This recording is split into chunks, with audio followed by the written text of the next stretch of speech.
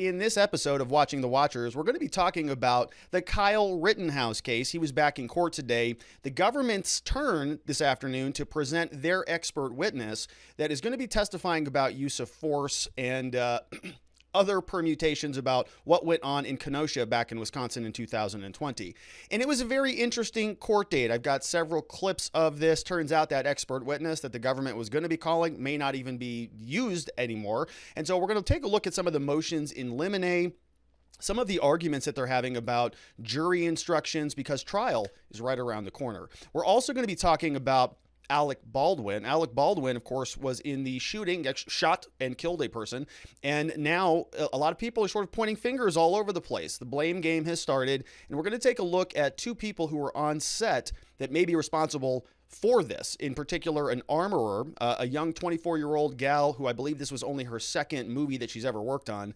And then an assistant director who may have actually handed Alec Baldwin the gun. And so we've got a lot of different sort of finger pointing happening and different potential suspects that may be a part of the investigation. We have some insight into what some of the warrant language sounds like, because although I don't have a copy of the warrant today, a lot of this has been leaked out to the media. And even though the public documents are not public yet, or they're not available yet, we are getting a hint about what really went happen on the set of Rust. And then in our first segment, we're going to go in reverse order today.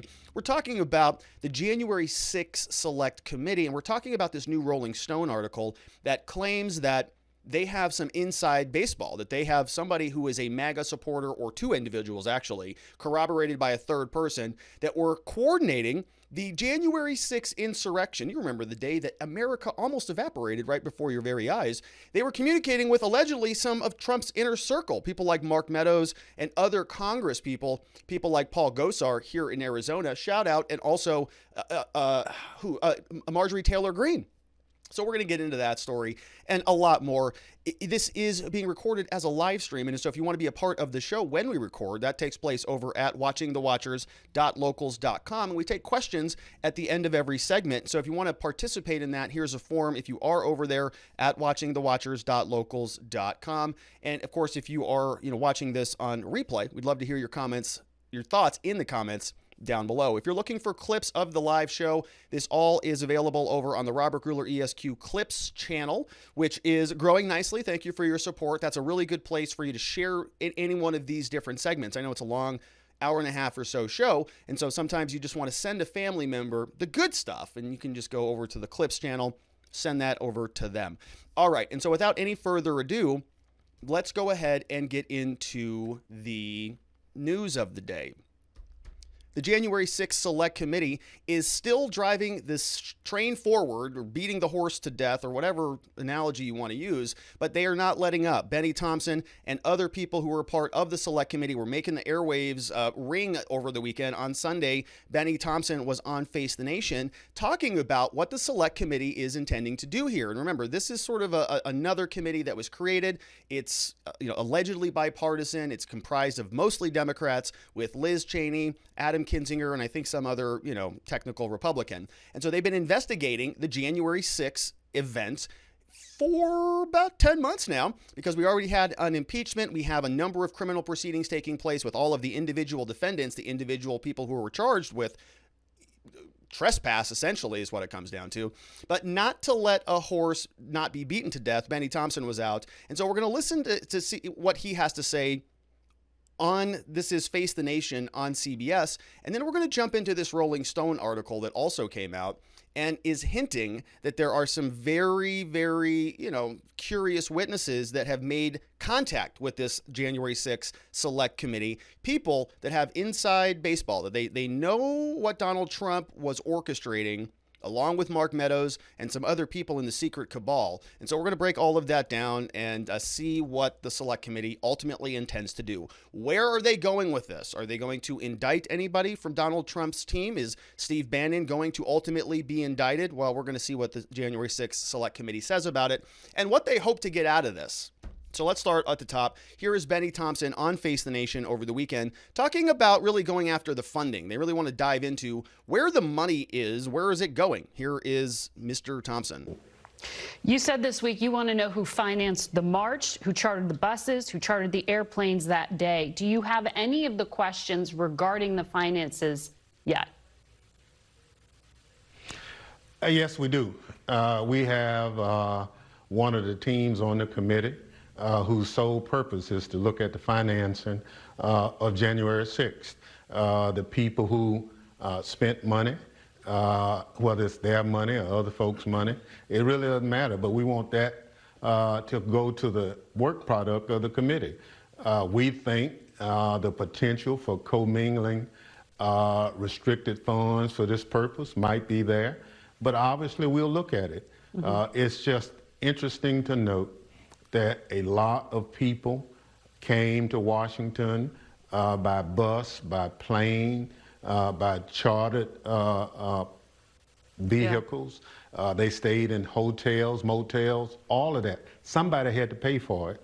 And we want to look at whether or not the paying for that participation was legal and whether or not it contributed to what occurred on January 6th. Yeah, so what you can see what they want to do, of course, is if they can crack sort of the shell, then maybe they can get to additional layers. We're going to hear another committee member talk about different layers in this whole thing. And so right now, a lot of what you see with these prosecutions are, the low-level protesters. They're the people who were there. They're the people who were carrying the signs and actually physically present at the Capitol that day. But what about all those other Republicans out there, all of those other Trump supporters that maybe weren't there but financed it? Because if we're going to be waging war on our political enemies, we got to go after everybody else. We just can't, go after the soldiers, the foot soldiers in the insurrection. We have to go and weed out the rest of the insurrectionists wherever they may be hiding in their little disgusting caves, those anti-democratic villains. And so they're going to then use the gigantic weight of the federal government to go and peer into people's bank accounts and see where transactions have been, moving from one area to another. And the inquisition will never stop. So you can just brace yourself for that. Adam Schiff has made the same arguments that they're going to be, probably asking for warrants or whatever to get into people's bank accounts to see who it was funded. And then they can go after the Koch brothers or the Koch brothers or whatever their name is. They can go after the billionaire who funds Veritas, whatever her name was, because all of those people are now part of the enemy. And so it's turning into the financial world, because there's a lot more people that they can go after there. Now, another very interesting article came out. We talked about this earlier this morning. We had a locals only live stream this morning, and chairman of the board recommended this article, and I've seen it posted all over the place on Twitter and elsewhere. People are very excited about this, especially if you are a anti-Trumper, if you're somebody who thought that America almost ended on January 6th, you're looking at this article and you're saying, oh my goodness, finally some vindication in America. People are going to come to justice now because the Rolling Stone has undercover sources. They have an exclusive. They posted this over the weekend, October 24th, says that January 6 protest organizers say they participated in dozens of planning meetings with members of Congress and White House staff. Oh my goodness. That is just a shocking, I say, headline. You can see that actual organizers from the rally were actually coordinating with people who were part of the federal government. What a shocking article. I can't even think of a word to better describe this. It says, as the House investigation into January 6th attack heats up, some of the planners of the pro-Trump rallies that happened in Washington had begun communicating with congressional investigators, meaning the January 6th Select Committee, sharing new information about what really happened there. Two of these people have also spoken to Rolling Stone extensively about these new explosive allegations that multiple members of Congress were intimately involved in planning both Trump's effort to overturn his election loss and the January 6th events that turned violent. And so you can see anytime we're going to get into these articles, right, we have a lot of just really, really sloppy language that you can just see, right? Trump's effort to overturn his election loss. It's like, okay, well, that's a very loose definition, because that can include a ton of people. That can include lawyers. That can include campaign activists. That can include people who were, on the ground doing audits and recounts. Anybody who just said, maybe we should double check some of these things, right? If they're trying to do anything that might reverse the election or battle on behalf of Donald Trump, that's not an illegal thing. That's not an insurrection. You're allowed to do those things. You're allowed to fight to overturn an election, right? Didn't Al Gore do that? Wasn't Hillary Clinton complaining about that? Stacey Abrams complains about it. Every single politician complains about it when they lose. Oh, it was not fair. It was rigged. I'm not really a terrible candidate or a horrible person. I'm just, I got rigged. This whole thing was stripped out from under me. It was all rigged. So this happens all the time. And they say that they're sort of conflating one argument with another. If Donald Trump was trying to overturn the election, that may be true. That doesn't necessarily mean it was illegal. If Donald Trump is trying to seize the podium of Congress and install a new dictatorship, that's a whole separate issue, but I haven't seen any evidence to that. So by sort of putting it in one bucket and then labeling them all the same things, you're not doing justice to actually distinguish one argument from the other. All right, and so let's get into the rest of this article. We can see here that the Rolling Stone says that they have separately confirmed there's a third person involved in the main January 6th rally that has communicated with the committee. Nice. This is the first report that the committee is hearing major new allegations from potential cooperating witnesses. While there have been prior indications that members of Congress were involved, this is the first account detailing its purported role and scope. Two sources claim they interact with Trump's team, including Chief of Staff Mark Meadows, wow, who they describe as having had the opportunity to prevent the violence. So again, it's like, well, how? In what way? In what shape, way, manner, form? In what capacity? Yeah, because he's the White House Chief of Staff. I suppose if he had, convinced Donald Trump to not be there on January 6th, maybe none of it would have happened. You're right? He could have prevented violence. But how far removed from the chain of causality are we talking about here? Who knows? But he could have prevented the violence. So they're sort of indicting the man for not doing something. It's sort of trying to prove a negative to some degree. The two sources, both of whom have been granted anonymity. Don't you just love that? So we have all this juicy information, all this information that these two individuals are going to be able to communicate to us. Finally, some answers, America. And I would love some answers, honestly. If these people have, text messages from Mark Meadows to Donald Trump, and Donald Trump says, authorize the insurrection, get that podium. And Mark Meadows goes, yes, sir, we're on it. And then he communicates that over to the cabal of MAGA insurrectionists around the country, and they just siege the Capitol like a virus conquering democracy, right? If that happened, I would love to know about it. Truth. I mean that dead seriously. I would love to see it. If there's any actual evidence here, I would love to see it. But I just haven't seen it yet. Somebody please provide it to me. And so we're getting very excited about this. And suddenly, they're anonymous. They've been granted anonymity due to ongoing investigations. Yes, we know. Yes, we know there's an ongoing investigation. It's been going on for 10 months, going to be 11 months here soon. So we know it's an investigation. You've already done an entire impeachment. You have this another fake select committee. You have the FBI literally dragging their feet at the U.S. Attorney's Office, making disclosure to hundreds of people who are being charged in criminal proceedings as Capitol Hill prisoners, defendants. And we're still doing this? We're still here. Okay. So nothing. So as far as I'm concerned, nothing at this point. They say that they were granted anonymity. They were describing participating in dozens of planning briefings. So again, what the hell does that mean? A planning briefing. Is that like, oh, we're going to go, march around the Capitol with some signs? Or does this mean that you're going to be the new Secretary of Defense when we take control of the Capitol building? You're Secretary of Defense, you're Treasury, you get labor, you get educate. No, you don't get education. You get education. What are they talking about? I don't know.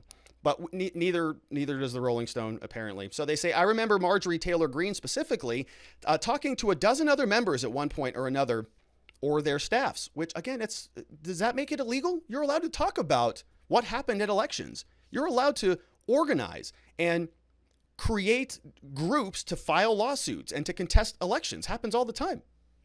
So I don't know what is so illegal about that. So they pointed here to Paul Gosar. He attends a House Oversight Committee. You can see that's what he looks like. He's from Arizona. And so that's the image they used. He looks like he's meddling. He looks like he's up to something. He's got those squinty sort of little beady eyes just running around all over the place.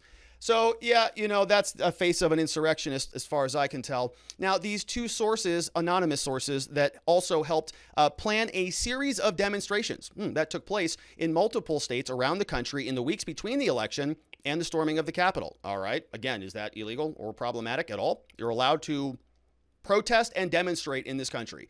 We saw a lot of it in 2020. Even though they were fiery, they were still considered to be mostly peaceful. According to these sources, multiple people associated with the March for Trump and Stop the Steal, and you remember that was Ali Alexander, and there was a big movement there. We covered a lot of it here on this channel. Says that they took place during a period communicated with members of Congress throughout the process. So again, who cares? All perfectly legal. Along with Green, there were conspiratorial, pro-Trump Republicans, people like Gosar, Boebert, Mo Brooks, Madison Cawthorn, Andy Biggs. They're all just salivating on getting their hands in any of their business. And they'll be very excited if they can crack one congressperson. Can you imagine that?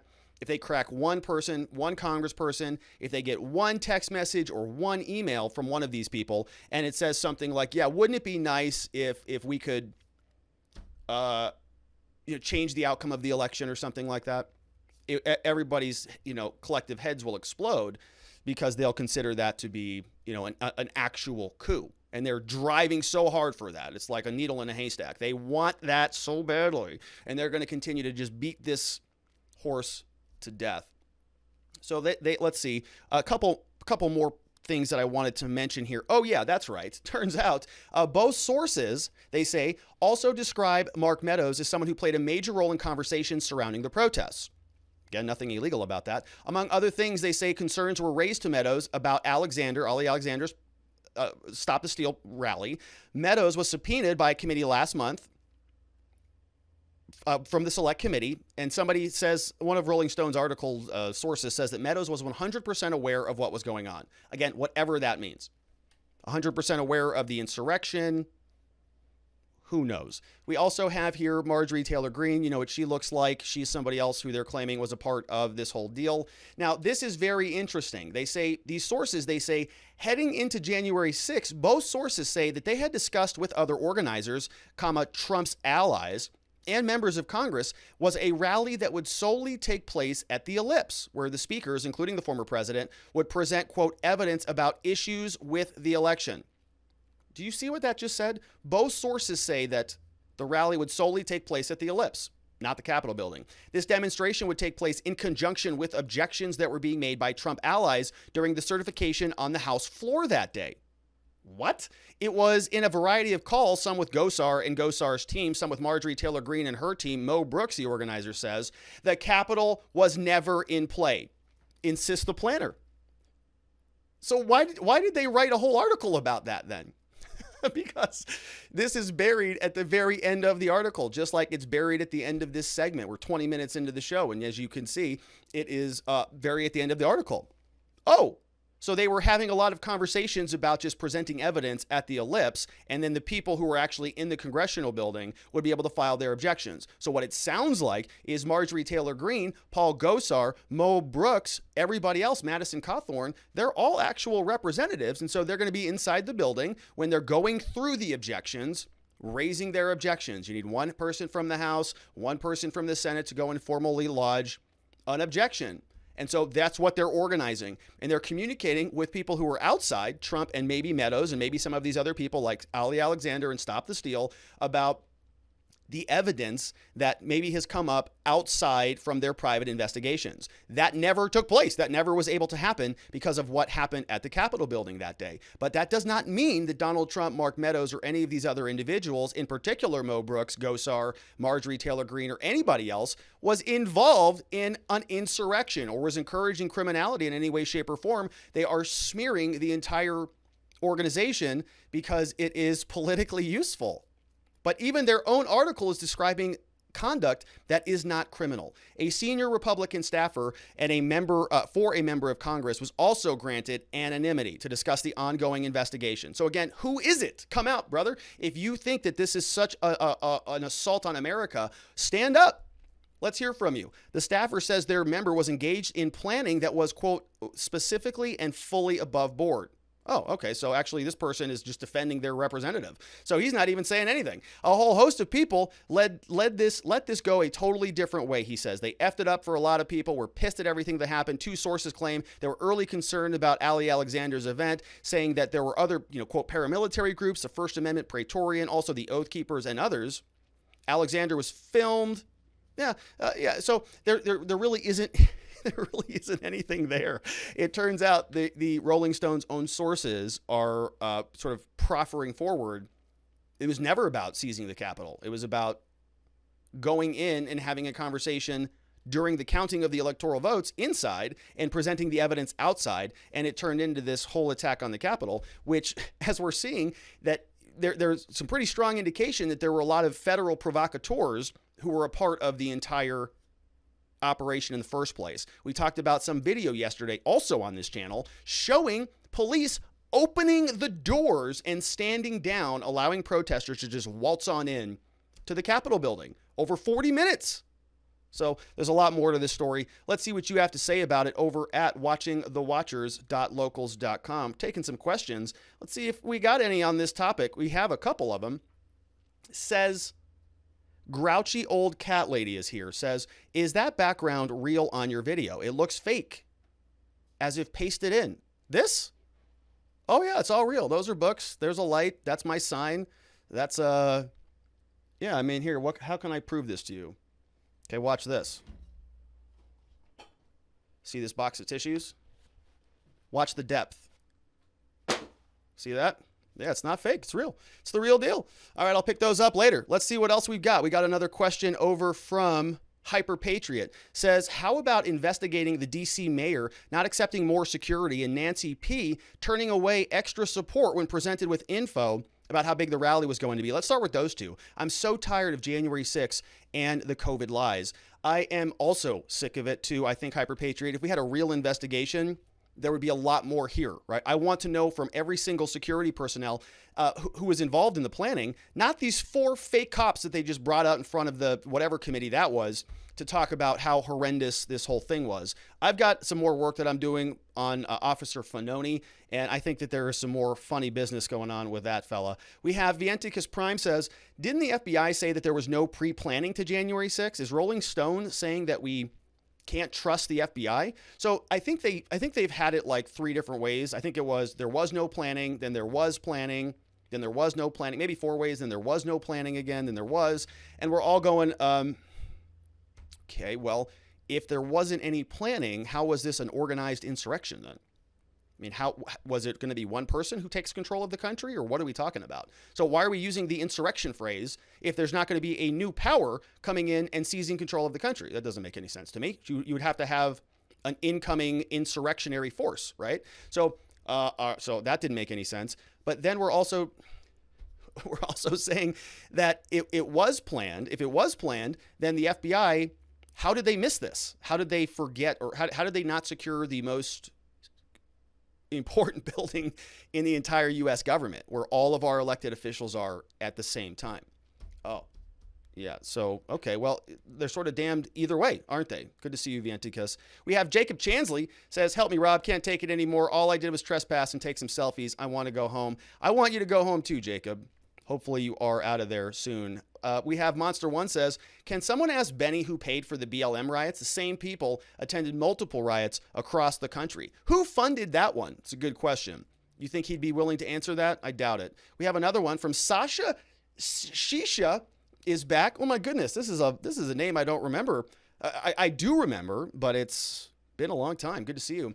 Hello, Rob. Hope you're doing well. This does not pertain to a particular segment of yours. This is more of me asking for advice and guidance. You're one of the few YouTubers I look up to. Uh-oh, big pressure. I've religiously followed your existence. It has been such a game changer for me. Fellow Watching the Watchers fans, if you have not watched the video, please do. Of the existence system. Got it. Yeah. So I made an existence system video some time ago. My question is, how do you keep going, pushing with your personal goals while maintaining a positive mindset, while the world around us is crumbling? Oh, that's a good question. This is something I struggle with, and for someone that follows your news religiously, I'd like to know how to tune that out when focusing on yourself. Once again, thank you for all you do. Keep up the great job. Sasha Shisha. Man, that is a good question, and that's a heavy one. Probably not one that I can get into too deeply here, Sasha, but I will record a separate video on locals sort of about this. Now, I will tell you the long and short of this is it requires nurturing, right? That is part of what the existence system is about. This is not something that comes without maintaining your energy, your motivation. And so you have to actively participate in your own happiness and your own well-being. Just like you brush your teeth, just like you eat right, just like you go to the gym, you've got to be training this puppy every day as well. And you got to, at least, doesn't have to be hours at a time, but even 10 minutes, right? In the morning, I wake up and I do my existence system. I do affirmations. I read a little bit. I'm constantly sort of exploring and listening to lectures on YouTube. And it's something that I was not born with, right? I'm not sort of this freakish person who sort of, likes that stuff naturally. I've developed into that largely because of good coaching, good mentorship, listening to other people who are further ahead of me. I have a men's group that I meet with, and I built all these little different systems in that work for me.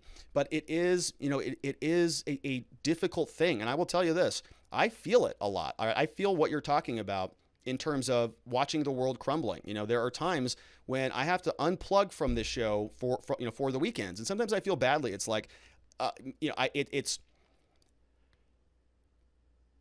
it's a show and we have a lot of fun on here, but sometimes it can be a lot of pressure. It can be a lot of emotional weight that sort of, you just cover these stories and we have these conversations, and I'm watching people get fired from their jobs and I'm watching the world crumble, as you say.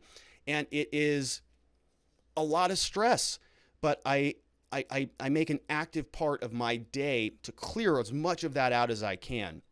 A great book that I'm reading right now is called The Happiness Hypothesis, and it talks about this idea of our minds being very complicated. And what's happening up in here, the self-dialogue that you have, the talking to yourself that exists on a regular, but you wake up and you say, that guy's an idiot, or this story is horrible, or I'm worried about this, or I'm hungry now, or I should probably take care of this person. That inner dialogue that you have, it's not really you, right? And in the Happiness Hypothesis, it's by a guy named Jonathan Haidt, and he talks about this metaphor of an elephant.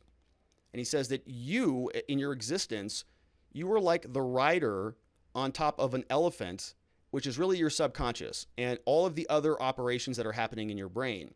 And so what you're trying to constantly battle is being a rider on top of this elephant. It's your conscious mind on top of this gigantic unconscious mind. And there are ways where you're never going to be able to totally control that elephant, right? You can't really force an elephant to do what you want it to do. It's going to go where it wants to go. But you develop this relationship between your conscious mind and your unconscious mind, and you're constantly massaging and practicing that relationship. And there are things that you can do to help guide this elephant around, kind of put these guardrails up so that when you start to feel desperate and in despair, when you start to feel like the world is crumbling, like what's the point of all of this garbage? You have some techniques and some tools so that elephant that's under you doesn't start flipping out and spiraling out of control. It doesn't, drive itself off a cliff and make you start feeling like you're in the throes of depression. And so it's these little tools. And when you think about it that way, when you think about it as being, just a rider on this elephant, it takes a lot of the pressure out of it, right? You're not always going to be happy. You're dealing with this really complicated structure of the human mind. And so as long as we can continue to develop this relationship between these two working components, you're going the right direction. And it's not going to change overnight, right? You're not going to wake up and be that person who's running through the television commercials, running through fields of flowers. It's not going to happen that way. So when you start to recognize that relationship, I think you can take a little bit of pressure off yourself. Recognize, man, I got to wake up and I got to go train that beast, man. I got to go make sure that I am nurturing my mind just like I'm nurturing my body, just like I'm nurturing my relationships, just like I'm working on my business. And so that is a lot longer answer than I was expecting, but it is something that I think is very important. I think that if more people just took 10 minutes out of their day, they would realize how much happier they are just by sort of calming the mind to some degree. Man, but I could talk about that stuff all day. I'm super passionate about it. It's changed my life, right? And for anybody out there who says, oh, well, that's just great, you're a lawyer, whatever, you got all this free time. I was an alcoholic and somebody who was at the very bottom of my own despair, right? I was at the rock bottom. And by the grace of God and some very amazing people in my life, I was able to work myself out of that with a lot of help, shout out mom and many others. But it was it was a journey, right? But it is possible, I guess, if I can leave this question with any last semblance of hope. Amazing question, Sasha. I hope that helps. Please email me if you have any questions or about anything, right? I love these conversations. Okay, so next question from Sergeant Bob says, hopefully in a little over a year, the new 2022 Select Committee will follow suit and delve into where all the BLM and Antifa money came from. That's from Sergeant Bob.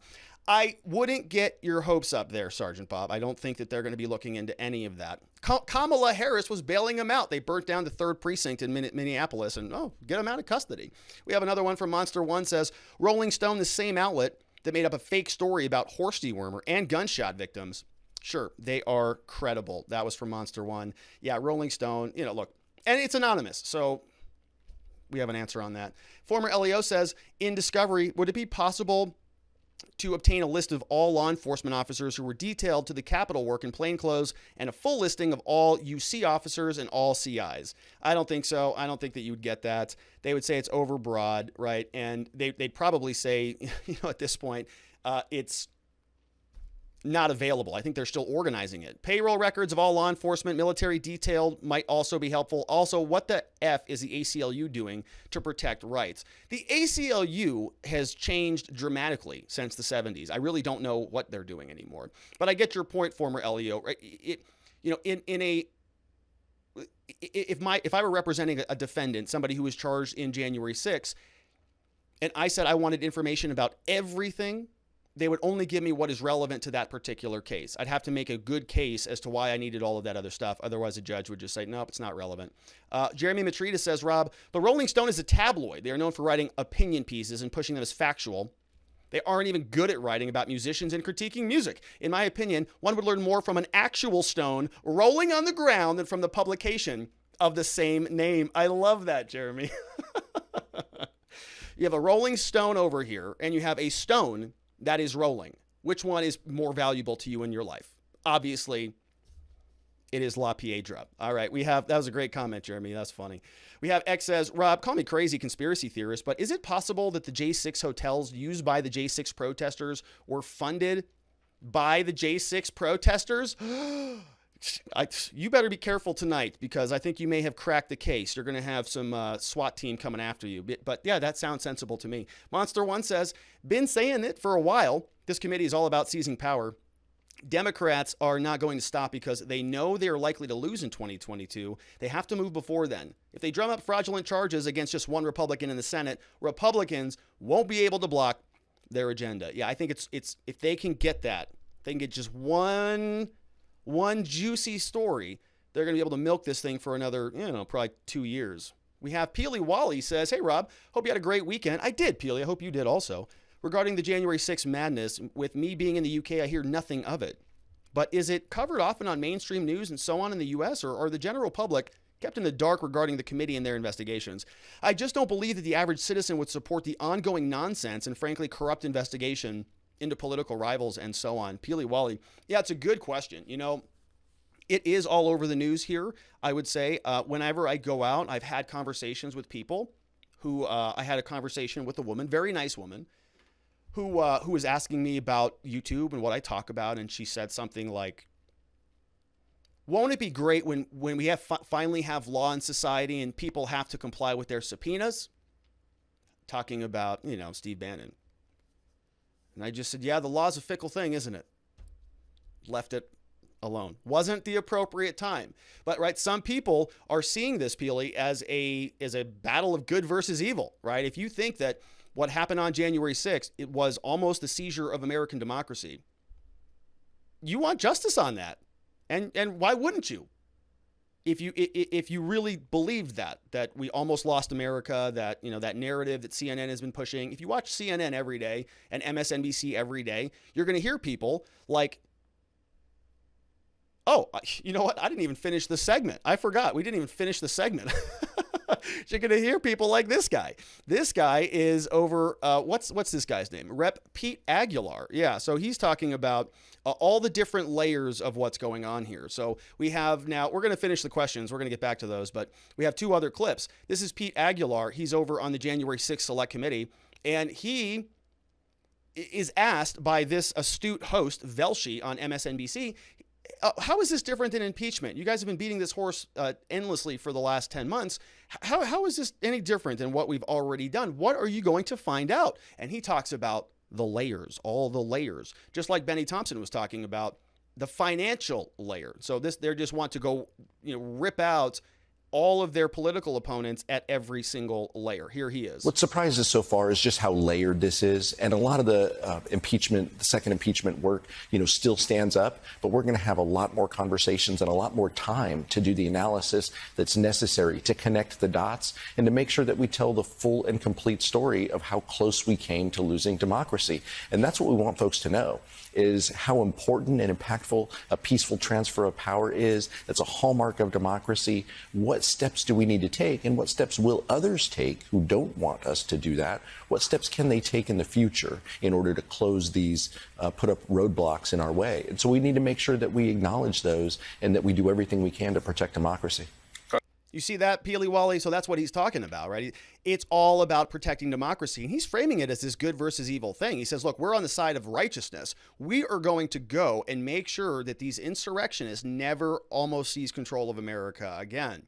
And he says we have to be ultra vigilant on this, because if we're not identifying how we can plug those holes to stop future insurrectionists, then they're just watching and waiting. They're plotting.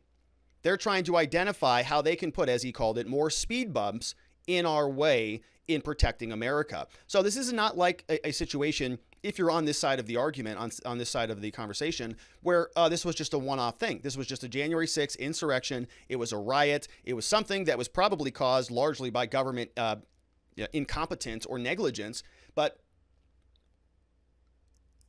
it's the opposite of that. This is a repeatable thing. There's an orchestrated, organized movement of Trump insurrectionists out there who are going to come back and do this again, damn it. And we have to make sure that it never happens. And so we have to just continue to save democracy, protect democracy is what he said. And in the last clip of him, he talks about this. What are we going to get out of this entire committee? That's always been my question. What are you going to give us? Are you going to give us a 9/11 report? Are you going to give us, some big, stinking set of paper that we're going to read, and it's going to say, on January 6th, America was at a moment of peril, right? Something like that, right? The same garbage we've been hearing for the last 10 months. What's going to come out of this? We already know that they sent this over to the Justice Department to indict Steve Bannon. We'll see if they do that. History is not on their side, right? That we've gone through it. I think that it's never really been, I don't think it's ever been found that somebody was convicted of what they're trying to convict Steve Bannon on, ever, as far as I looked into. So what are they doing? What's going to happen here? Well, here's what this representative says. We do. And ultimately, we want to produce a report to the American public. We feel that we owe them that. So we're going to let this process play out, but we're not going to have a ton of patience. And so we're going to continue to have these interviews. We're going to continue to chase down every lead. But we feel the Department of Justice will follow the law. And the federal law is very clear that once it's certified and reported to the U.S. attorney, that they have a duty to bring it before a grand jury. So that's all we're asking, and that's our expectation. But, all right. So he said we're going to write a report. We're going to refer this stuff over to the DOJ. DOJ is going to have to decide what to do with it, but they have a duty to bring it to a grand jury. Which is yes, it's in the language, but they also have a duty to bring charges that are warranted, that have enough probable cause that would sustain a conviction, don't they? And so they're being very careful here. But you heard him say, well, we owe the American people a report. So I think that sort of that child predator enabler over at the Lincoln Project, he might have been onto something. He was saying things like, this whole thing's probably not going to go anywhere. I think I agree with that. All right, let's go back to the questions over from watchingthewatchers.locals.com. That's a nice little segue, Peely Wally. Good question. We have former LEO says, can't confront your accusers. What we have turned into, and what have we turned into? And it turns my stomach. Yeah, it's the confrontation clause here in this country. Former officer has been eviscerated. Monster One says, so Marjorie Taylor Greene was only in Congress for 3 days, yet was involved in all these plots. This is obviously a fake story, using the left's villains to get clicks from the smooth brains. Oh, So yeah, because they don't have enough information, so there's no folds in the crevice of the skull or in the brain matter. Three Girlies says they're speaking on anonymity. Seems like a lot of gaslighting. So that means there's no examination as well. That means there's no due process for anybody like Mark Meadows or any other person. There is no way they're cracking the Congress persons that they have listed. This is exactly like the Russian collusion crap all over again. That's from Three Girlies. And shout out to the Three Girlies family over there. Saw that everybody's healthy and on the up. Love that. Nadarb says, yo, just an FYI, I usually won't see your stream under the live section on Rumble if I'm not logged into it. But today it was there without being logged in, so maybe that's a good sign. Now it seems to me like Bennie is an avid fisherman because you've done a lot of fishing lately. Unfortunately for Bennie, he isn't too good at catching. He can fish all day long, no problem, but just can't get one reeled in. Oh well, sucks to be Bennie. That's from Nadarb. Just fishing away, just trying to get whatever he can, but is not too good. X says, it only took a couple of weeks for the U.S. government to link 9/11 to Osama and Al-Qaeda. What's taken so long with J6? And where is the CIA? It's a good question, X. I think that they've just identified a big bucket of people that they call domestic terrorists. And there's little subdivisions of that. Homegrown domestic terrorists, homegrown violent extremists, homegrown whatever, racial epithet, probably going to have a pronoun category any day now. You know, it's complicated business. Kareem says, I'm not sure if it is just me, but lately I've been unable to watch your videos live on YouTube. It's not just you, Kareem. If it weren't for my locals account, I would only be able to watch the videos later. That's exactly how it's supposed to be now, Kareem. I apologize that you didn't get the memo. Maybe I should have been a little bit more clear about the rollout. But yeah, so we're changing it. So we're going to be recording live, and then we're going to be premiering it on YouTube, Kareem. And the reason for that is because YouTube penalizes our live streams. So we're just not going to do many live streams on there anymore. We are, but the regular show is just going to be sort of pre-recorded. We're going to do the interactive portion of this here on Locals, and then we are going to premiere it on YouTube. And look, it's not something that I want to do, okay? I know a lot of people are unhappy about this on YouTube. I'm sorry about it. I'm sorry. It's more work for me. I have to stop and sort of edit everything and then re-upload it rather than just streaming one time and being done with it. But the channel is literally dying without any recorded videos. If it's just live streams, the channel is not growing, because as soon as the live is done, it pulls it out of everything. And so I have to make the change. I know it's super frustrating, but it's for, it's like you got to cut off the gangrene in order to survive. That's what we're doing here. YouTube's desperate times, my friends. We have, okay, thank you for that one, Kareem. Couple more before we jump into the next. We have a lot to get to today. It's going to be a long show. Hunter Biden says, I wonder if the same person who stole Pelosi's laptop is the same person who stole mine. I wonder if she had sex tapes on them like I did. If she did, I want to see them. That's from Hunter Biden. Hunter wants to see them. I don't want to see them ever. In fact, I don't want to be in the same room as them. We have Speech Unleashed says, this is just more proof that people should make sure to protect their ID when dealing with or posting about political things on social media. You never know when it's going to come around to bite them in the rear. Yeah, that's from Speech Unleashed. Do you remember after January 6th, there were people who were making websites about us and me on this show and saying that I was there on January 6th. I'm like, hello, dummies, I was recording from Scottsdale. I was broadcasting here. So yeah, you got to be careful. People will associate you with all sorts of stuff. Wants to know lady, she, her, and hers, says, so how can we ascertain more about the anonymous testimony that they are collecting? Who are they? Are they associated with the FBI? Don't know. The Rolling Stone knows, though, and they're not going to tell you. Thank you for the pronouns, just so I can make sure about that. Kincaid says, good evening, Rob. Thoughts on their breakdown? Let's see here. Fabricate behavior and guide citizens on how to navigate while also publicizing general intent. B, this creates unruly masses with control. Unlike most historical events that have both been about contesting on the floor, and 2020 elections had support from members in Congress and the Senate and both, until that very well planned drama, at least 3 states would have likely changed votes. Question, do you think that the 2020 election down in Georgia, have UCLA lawyers superseding town clerks, was fair? So I don't know about that story. The Georgia UCLA lawyers superseding town clerks. I don't know that story, Kincaid, but I will say this. There was a lot of stuff that we covered here on this channel, specifically talking about all the multiple lawsuits that were taking place all over the country before the election took place. Okay, I have slides that cover it. We made charts, talked about who was winning in each case. We went through a lot of lawsuits. A lot of people were interested in this, and they were all about changing the rules, all of them. They were all about moving the election date back, or allowing more sort of ballot harvesting, giving people signature verification waivers so that they don't have to prove any of this stuff, all on the back of COVID. And so I don't know what happened with Georgia or UCLA, but yeah, all of the rules changed all over the place, all in 2020. And so you can't even say, I've never even said that it was stolen, because that would mean that they were not entitled to something, but they changed the rules and then they won under those rules. So you can call that, label that whatever you want. But, Joe Biden's the president. A lot of rules changed. There's not much else to say about that, other than the Republicans got their rear ends handed to them in court all over the place. Okay, a couple other questions. We got to move on. So let's pick up the pace here, Rob. What are you doing? My Google's is loading. There it is. Now it's back. Yeah, Sergeant Bob says, I told Miss Lucky that for Christmas I want a podium.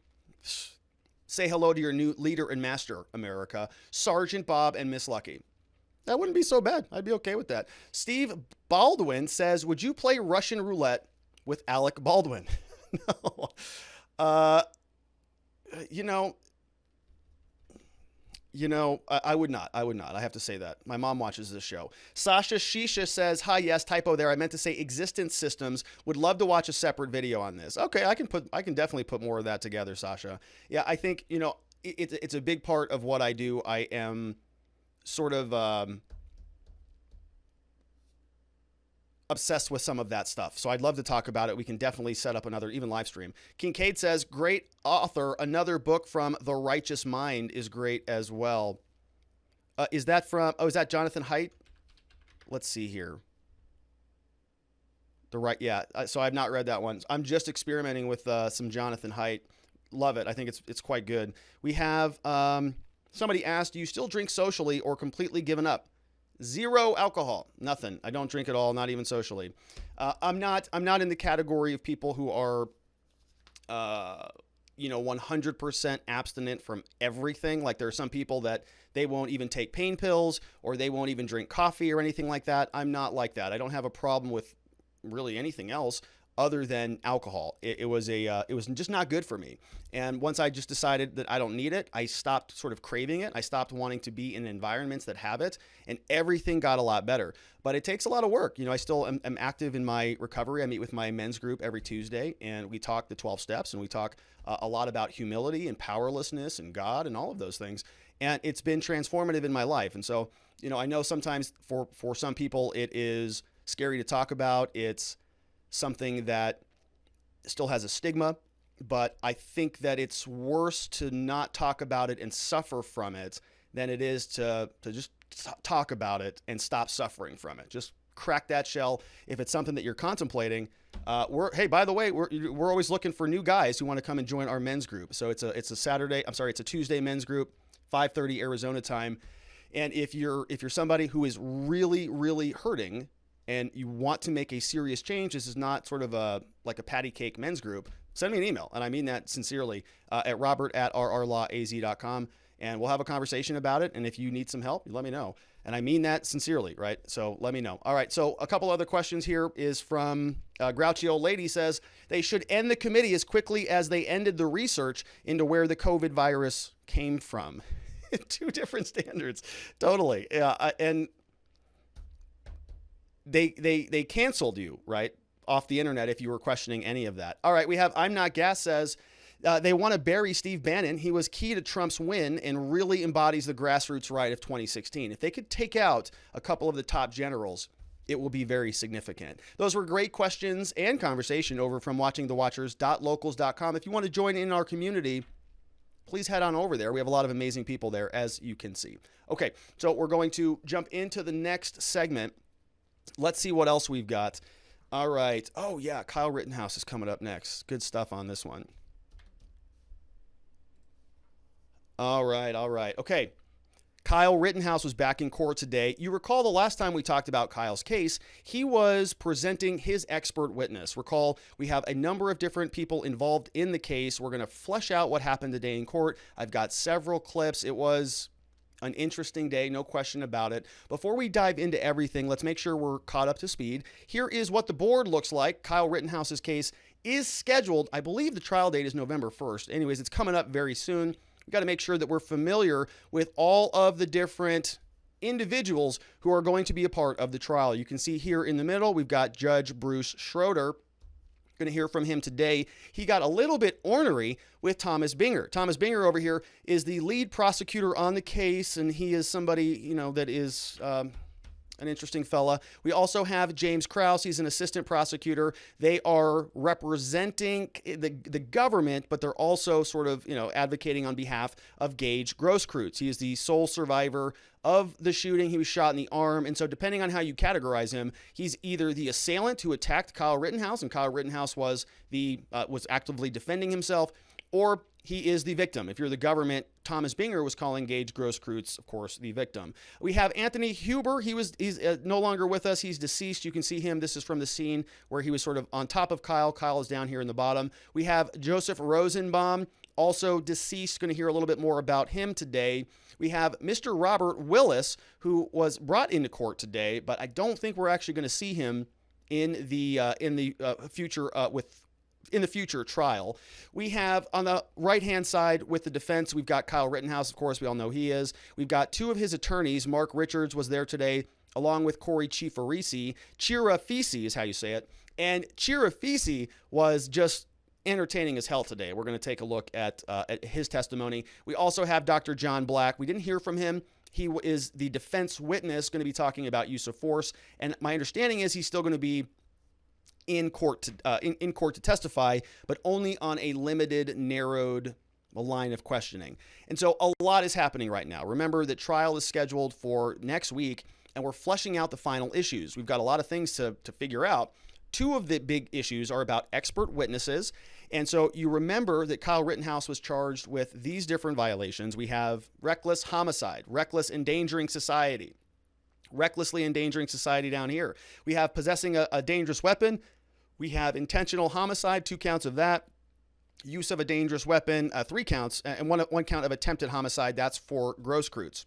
And so we're talking about these different concepts. Recklessness, right? Talking about what does recklessly mean?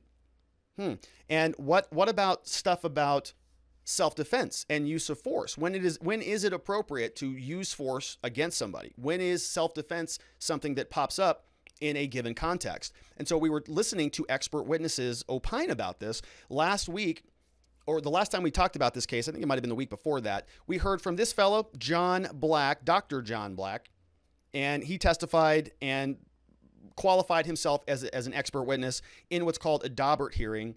Here we have this fellow who is doctor. He's not a doctor. He's actually somebody who is a. Did I have a clip of this? I think I have a clip of this guy. So my slides are a little bit out of order, but I think I have a clip of this guy. This is Mr. Willis. And so today was kind of a train wreck in court. I really don't like how this is all being organized. You're going to see that a lot of the issues are conflating themselves with one another. Typically, the way that a criminal case will work is you'll have some very clear delineations on certain issues, right? An officer can testify about X, Y, and Z, but not about A, B, or C. And it's very clear, you know exactly what's happening, and the cases progress through a very cleanly delineated and articulated process. You talk about certain things at certain time. So an example would be, you wouldn't be talking about a Daubert expert witness at the same time that you're talking about motions in limine. Okay, now these are two things that probably sound like foreign language to you, but a Daubert hearing is a conversation about an expert witness. Is this expert qualified? We're going to call him in here and put him in front of a jury. Is he actually an expert? We got to haul him in court and talk about what he can talk about. Make sure he is actually who he says he is and he is actually qualified. There's also a separate issue called a motion in limine, which is you're trying to limit certain testimony from coming into court. And so you would do certain things in the correct order, right? You would talk about that expert witness, whether they're actually an expert. Then if you decide that they come into court, then you might want to limit what they can say. So you do things in that order. You bring the expert in, he's qualified, he comes into court. Okay, what's he going to talk about? We're going to limit some of that testimony with the motions in limine. This judge kind of is not really doing that. He's kind of just taking all of these issues on the fly. We're sort of talking about this expert witness, but we're also going to be talking about the motions in limine. We're then going to sort of see, well, what's he going to testify about that? Is he going to talk about that? Well, he might. Well, is that in one of your motions in limine? So you might limit. Yes. And it's all being conflated together. And so you're going to see some actual frustration from everybody in court today. It was very interesting. I don't think it's a very appropriate way to manage a case flow. If I can be candid about this, the judge has a style that is just not something that I necessarily understand or appreciate, but judges are entitled to run courtrooms however they want to do that. So let's listen in. This was Mr. Willis. So this was going to be the prosecution expert witness. They may not even use him. We're going to take 10 seconds on this clip because he's probably not even going to be used. We spent about 2 hours preparing for this, and then it turns out they may not even use this witness. So this is what the government was going to bring in. When you were an instructor at the Northeast Wisconsin Technical College, what subjects did you instruct on? Huge variety, actually. I was somewhat their utility man.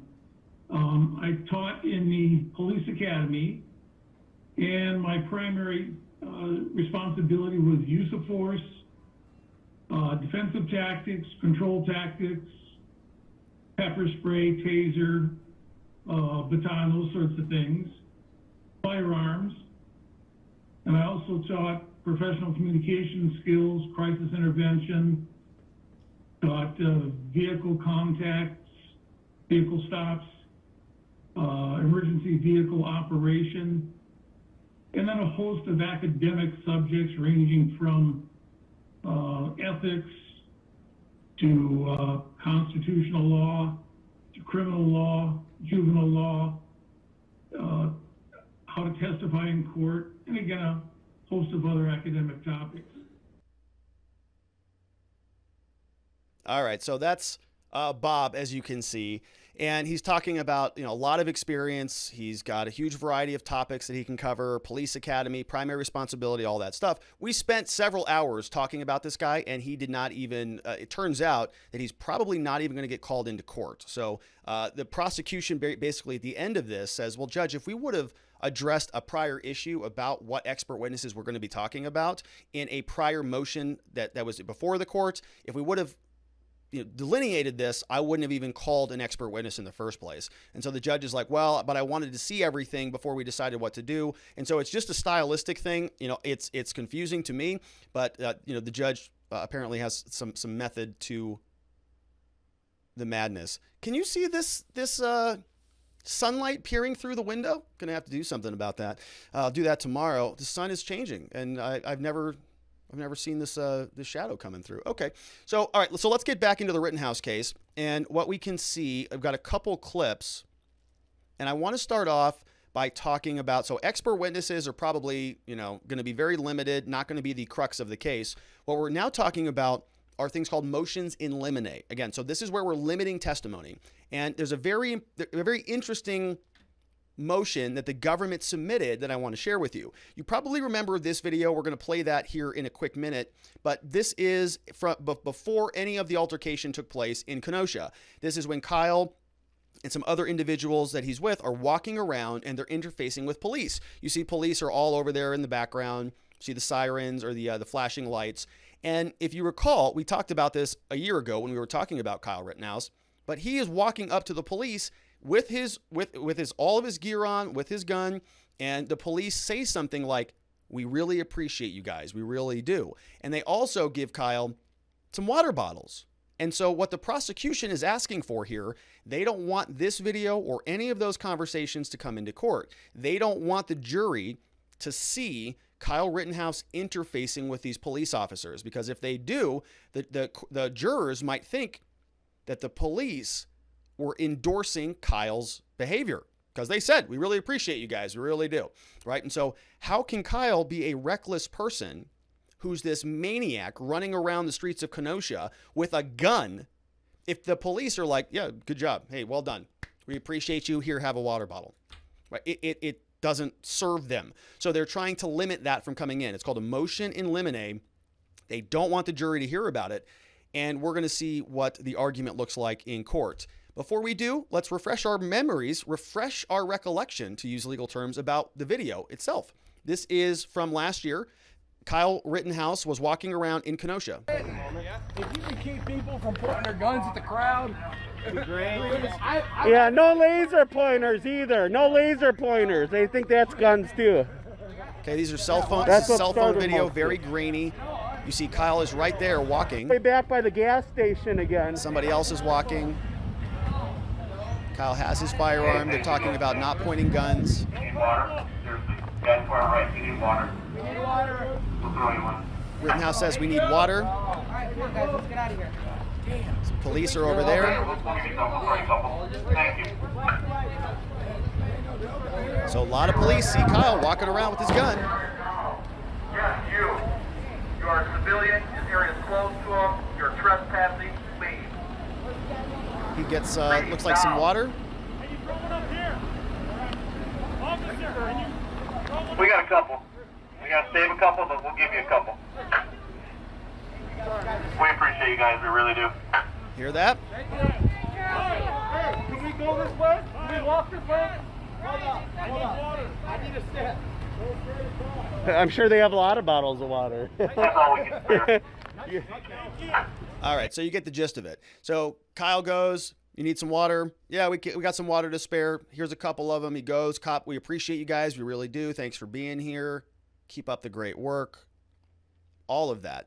And so the prosecution, they do not want the jurors to see that. If they see that the cops were sort of tacitly endorsing that activity, it's really hard to make the claim that Kyle Rittenhouse is some sort of crazed, reckless maniac, isn't it? Here is Thomas Binger making that argument that this should not come into court. Here he is.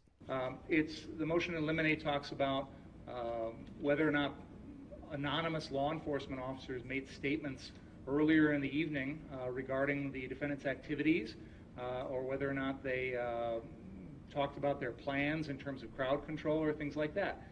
And this is not a trial about the police activities. It's not a trial about police tactics. It's not a trial about whether or not law enforcement that night took action or didn't take action. This is a case about what the defendant did that night. And I'm concerned that this is going to be turned into a trial over what law enforcement should or shouldn't have done that night. And I don't think that's what this court or what this trial should be deciding.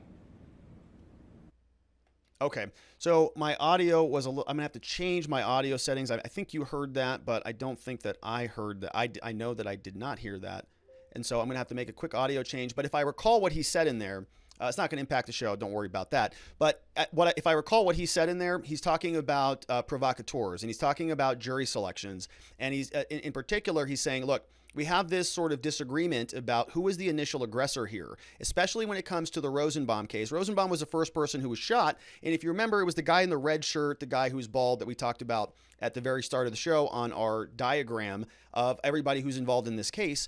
Rosenbaum was running, sort of, it looked like to me when I said it, towards Kyle. And then Kyle turned around and shot him. And so from the video that we saw that we analyzed here on this channel, Rosenbaum was the aggressor. Now, what Binger is saying is that they've got video of FBI footage showing that Rittenhouse was the ultimate aggressor who sort of aggressed and provoked Rosenbaum. And so Rosenbaum responding to Kyle is not justification for Kyle to use self-defense. We covered that statute at some moment in time, but here's the short and dirty concept. If you are going to be using the self-defense standard, you don't get to go and provoke the initial assault, right? If you're standing in the middle of a bar and you walk up to somebody else and you smack them in the head and you say, hey, dippy, boop, and you pop them in the head and they spill their beer and they attack you, and then you shoot them and you say, oh, that was self-defense. They were going to kill me, right? You don't get to use that self-defense. You started it. So that's what we're talking about. Binger is saying that Kyle started it and he's the provocateur. And if we bring in, is this clip? I can't tell. And let me show you the other argument here. Let me show you the Kyle Rittenhouse's attorney now, who is now sort of just aghast at what he is hearing from the prosecution. Let's listen in.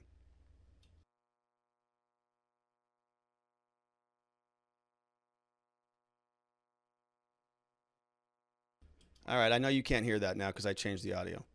I'm changing it back. Here he is. Understand this, that no one is saying that because the police, however they reacted, that Mr. Rittenhouse was lawful and justified. That is not a defense to a charge. But Mr. Binger has chosen to charge reckless conduct. Okay? He's made that decision. Now, he has to be able to show the defendant's conduct showed an utter disregard for human life.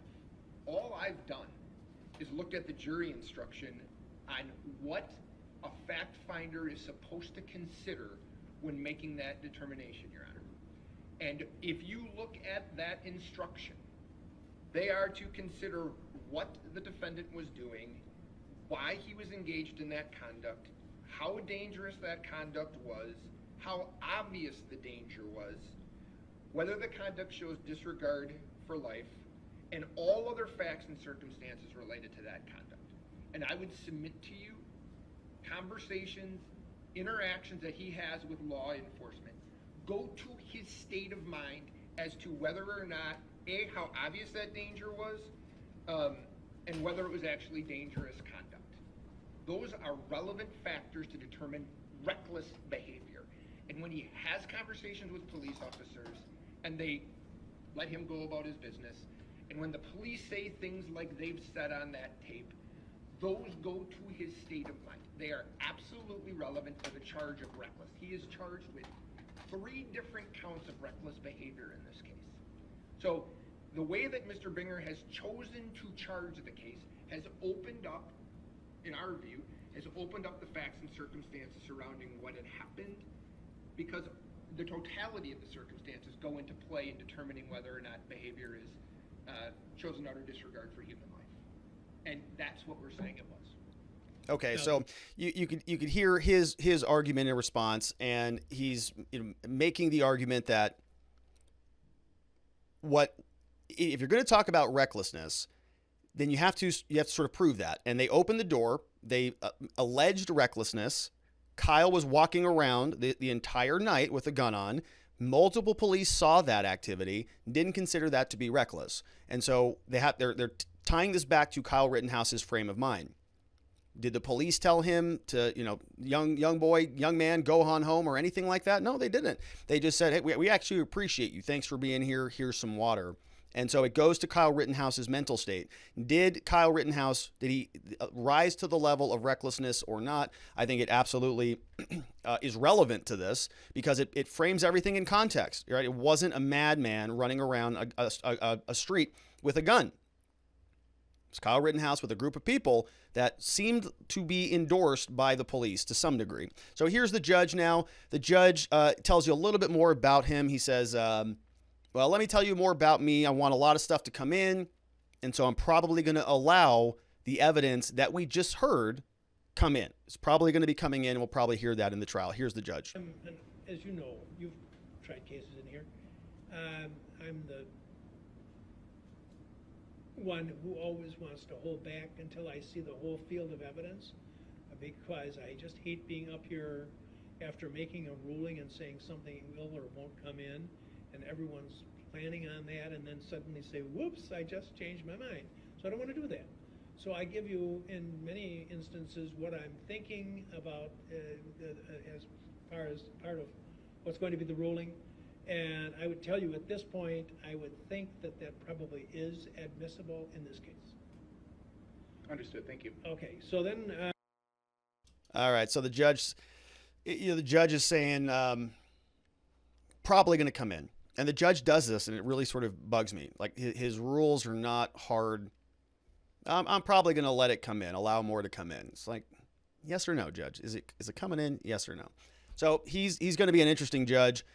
Very Very interesting. Okay, this is the other clip. I think I was explaining a different clip. This is the clip that I was talking about previously.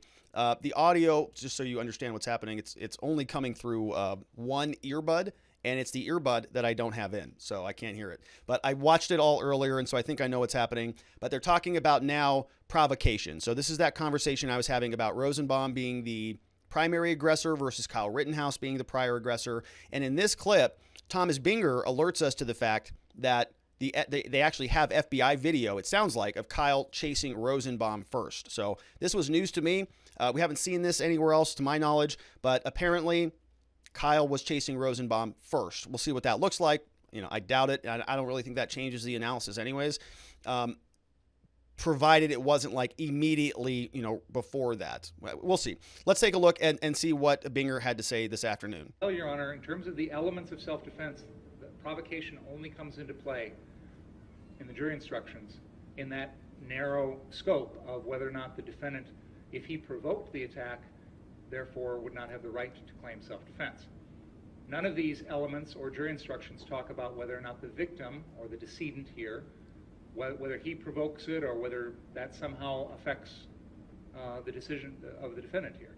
So I disagree with the court that provocation is the key issue in this case. Now, we're going to talk about it. I understand that. There's going to be some evidence about that. The defense is going to argue as to who provoked it, and we're going to respond with an FBI video that shows the defendant chasing down Mr. Rosenbaum and confronting him first. But legally, in terms of the elements here, and again, Jackson stands for whether or not this evidence is relevant to the elements of the crime. I don't see any element here where Mr. Rosenbaum's provocation or being the aggressor changes the jury's decision pursuant to the elements of self-defense. Okay, so there's Thomas Binger, and he's talking about provocation, FBI video. I've not seen it. Don't think it's out there on the internet yet, but allegedly showing Kyle Rittenhouse chasing Rosenbaum. And if you recall, right, that's where the self-defense statute evaporates. You don't get to go and initiate something, to provoke somebody, be the initial aggressor, and then claim self-defense, which is where most of this has latched in my mind. From what we saw, right, everything that we went through frame by frame. We saw a lot of other people with guns and other guns going off in the air. Looked like a clear case of self-defense to me. Now, if this comes out differently, right, and Kyle's chasing everybody around, shooting, you know, or threatening to shoot them, that changes the equation. But I'm not so sure that I buy Binger's characterization of that based on what we've seen. So you might see another video from the FBI, you know, of Kyle running through, and maybe Rosenbaum will be on there. But this is a factual issue that they're going to have to flesh out. Now, here's Corey Chirafisi. This is the defense lawyer now. And just take a look at the body language here alone, right? This is Mark Richards, who is Kyle's primary lawyer. And he's just lounging, man. He's just lounging back, just having a good old time, just kind of soaking it all in. And Corey Chirafisi is about to just drop it. Now, he is he's like shocked that he's even having to deal with Thomas Binger, but let's listen in on what he has to say, showing that, you know, all the provocation stuff is just not a good argument. If I attack you and you use self-defense, the jury gets to hear that because that goes to your reason, the reasonableness of your actions. Look at that. It doesn't say provocation. It uses it all in terms of the reasonableness of what the defendant believed. And if someone else, if Rosenbaum is the aggressor, it goes directly to the issue of whether or not someone would believe that Mr. Rittenhouse's actions were reasonable. They're not reasonable if we're having a prayer circle and he walks up and shoots Mr. Rosenbaum, not reasonable. If Mr. Rosenbaum is, and he is, waiting for him, chases him, after telling him he's going to kill him, that goes to whether or not Mr. Rittenhouse's actions were reasonable. It's that simple. That's it. The aggressor goes to the reasonableness, period. Look at this face. Watch him. Look. Watch him clear it. Puts his glasses on. He's so mad. Zoom in on Kyle. Get it. Yeah. And so I saw a comment over on on our secret YouTube chat saying, yeah, fatten him up a little bit. Puff that face up a little bit. Get a little bit more of the pimples going. Young him up a bit. I think it's a very astute observation. All right, and so our last clip, I believe, is here. We've got Thomas Binger once again, I think, closing this out. I think we've got one final clip. Now, I'll be honest, I don't know where a lot of these issues have settled yet because the judge is sort of running things haphazardly. I think that there may be a final order that the judge writes that gives us some more clear guidelines before the trial starts. But there is, when I came in to do the show, I was still finishing up the rest of the hearing. So I did not finish it entirely, but this is where I sort of left off. And the judge is scolding the prosecutor here because the prosecutor is getting frustrated with the judge, and it's just not, it's a train wreck. Let's listen in. To that effect. All we're talking about is arson. We're talking about being loud and disorderly. We're talking about, being... I can't believe some of the things you're saying. I mean, alleged to all be a we're rioter. talking about is arson. Come on. Arson to a dumpster. Are arson to a dumpster, Your Honor? Yes. Arson to, pushing towards a gas station, they claim. Yeah, And he whether pushed, it's or not, he it's... didn't push it towards the gas station. You He know, pushed it in the and middle of the this road for idea, block. there's a zone where it's okay, that it's unsafe south of Sheridan Road because the police are only going, or 60th Street, because the police are only going to that far south. So I guess everybody lives at his risk past that. I don't know what you're saying. That's not what I said, Your Honor. And Mr. Rosenbaum did not push the dumpster towards a gas station. I don't. All right, so you can just see they're kind of going back and forth. The judge is just getting fed up with the whole thing, and what's your point? Get to your point. All right, I'm tired of it. And it really was kind of a messy hearing, if I can be perfectly honest. It felt very disorganized to me. It felt like we were talking in circles. It felt like a lot of it was unnecessary. Like we shouldn't have even done the Daubert hearings and qualified the expert witnesses if we had already settled out the scope of their proposed testimony in the first place. But the judge just didn't do it that way. Strange proceeding. I honestly don't, have a lot of hope for the trial in terms of being run competently, right? We did see with Derek Chauvin that you may not have liked that outcome, but that judge ran a competent trial, right? It was not loosey. It was very by the book. And that there's something to be said for that. I'm not sure we're going to get that same precision in the Rittenhouse case. All right, let's see what we've got over from watchingthewatchers.locals.com. We've got Kareem responding back to our prior segment. Says, sorry I missed the memo about YouTube. I was busy traveling in the States one more time. Now I'm back in the mandatory 14-day quarantine. It sucks, but it was worth it. So I guess this means super chats are no longer available. That's unfortunate. I thought they were good and also another source of revenue for your channel. So it is true. So first of all, we can get super chats in our secret YouTube unlisted cabal chat, which is nice, but I'm not really in it for the money, right? For the revenue. I want the channel to be something that continues to grow. I want our community to grow. I want to make sure the message gets out. And so I'd rather have a premiere go. And even though we're going to lose a little bit of the live chat functionality, we are going to reserve that. We're going to move that off of YouTube onto locals. And we're going to continue to make changes. But I want to use the platform the way the platforms are built, right? YouTube is not really a live stream platform. It's a recorded video platform. And so we're going to try that. If it doesn't work, then we'll revert back. But, it is a change. I know it's frustrating, but we'll see where it goes. I think long term, it's going to be a better format for us. So News Now, I'm not sure though. We'll see. It's an experiment. News Now Wyoming says, I know that lawyers can find experts to say whatever they want, but I'm curious to know how many experts the prosecutors had to go through to find one that says what they want him to say. He also seems a lot less qualified overall. When I watched the clips this afternoon, how many experts each side had to talk to should be disclosed to the jurors. Interesting. Defense found their expert first try. Prosecutors went through 20 people before finding one seems relevant. It is, it is relevant, right? It's like trying to find that needle in a haystack sometimes, but I think it's a good point. Turns out they're probably not even going to be using that guy, but I ultimately agree with your analysis on there. I think that Dr. Black was way more qualified than Mr. Willis, which is probably why they're not in a real rush to introduce an expert witness. The prosecution's like, well, we don't even really need to call him. They didn't want to call expert witnesses in the first place because I think they are probably recognizing that an expert is going to testify the way the defense wants. News Now Wyoming says, I know that lawyers can find... Oh, already read that one. Sorry about that. Good to see you, though. Thanks. Good question, News Now. Former LEO says, I don't see how the assailant victim can avoid prosecution for various gun charges. That's Gage Grosskreutz. And I'm not sure if he is a convicted felon in possession of a handgun and a concealed weapon. I think he was, right? Didn't he have some sort of assault charges or something like that? He just gets a walk, or if Rittenhouse is not convicted, that means his self-defense claim stands, and he was only protecting himself from an assault with a deadly weapon. I agree with you on that, former LEO. Yeah, Gage Grosskreutz had a gun, and he had most of his elbows shot off through Kyle. But he's sitting there on the side of the road with a, seriously injured arm with a handgun in his hand. So seemed like self-defense to me. Thunder7 says, please help me understand something. During the Chauvin trial, you spoke about the BLM activist juror who lied about his background to get on the jury. How can the defense really discover that no potential Rittenhouse juror is involved with Antifa.blm and other lunatic left mobs? And if the juror lies and gets onto the jury and then uncovered, will there be a mistrial? I look forward to your legal analysis starting on November 1st. I'm looking forward to it too. We've been waiting a long time for Kyle's case, and I really am looking forward to hopefully seeing the justice system function as it should. We'll see.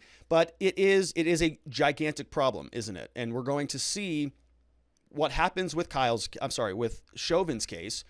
My understanding is he finally found a lawyer who's going to take his appeal. That should be appealed up. I think that what we saw with that guy's name was Brandon Mitchell, I think, if I'm not mistaken. Brandon Mitchell, that secret juror who was going to George Floyd rallies and actively speaking out on behalf of George Floyd, made his way onto the juror. I think he lied on the juror questionnaire. I think that is a mistrial, personally. You have a biased juror who lied to get on the panel. I think the whole thing should be redone, personally. But we'll see if the justice system agrees. I'm Not Gas says... 10/25/2021, Rob discovers the sun changes positions. Is it true, though? Aren't we living on a flat disk? It's probably all part of that secret conspiracy. It's probably Joe Biden's fault, is what I think it is. Freaking Joe Biden.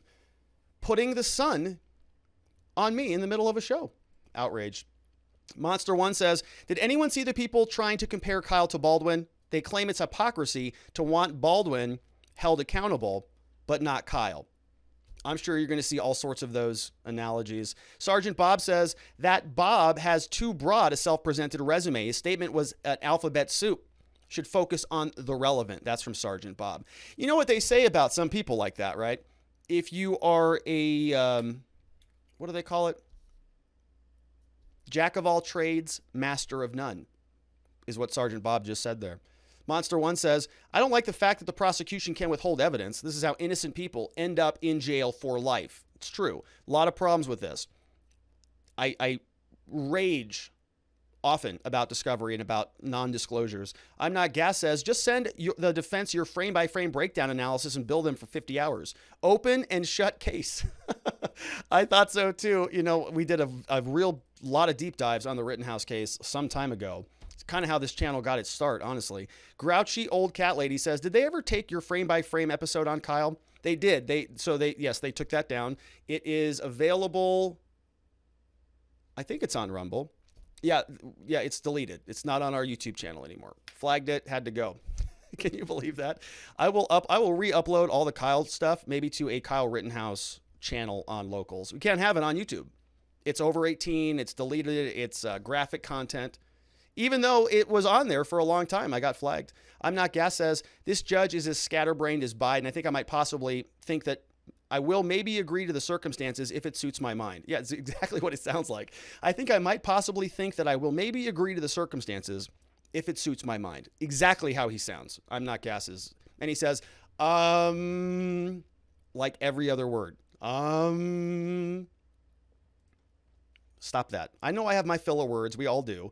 But it's a lot. News Now says, the judge I don't like as much as Alito or Cahill. Yeah, he's a little bit rough, no question. Thunder7 says, will the criminal history of the victims be allowed into court? They were truly the scum of the earth, with one of them being charged with underage sex crimes, the others domestic abuse, reckless use of a handgun, attempted strangulation.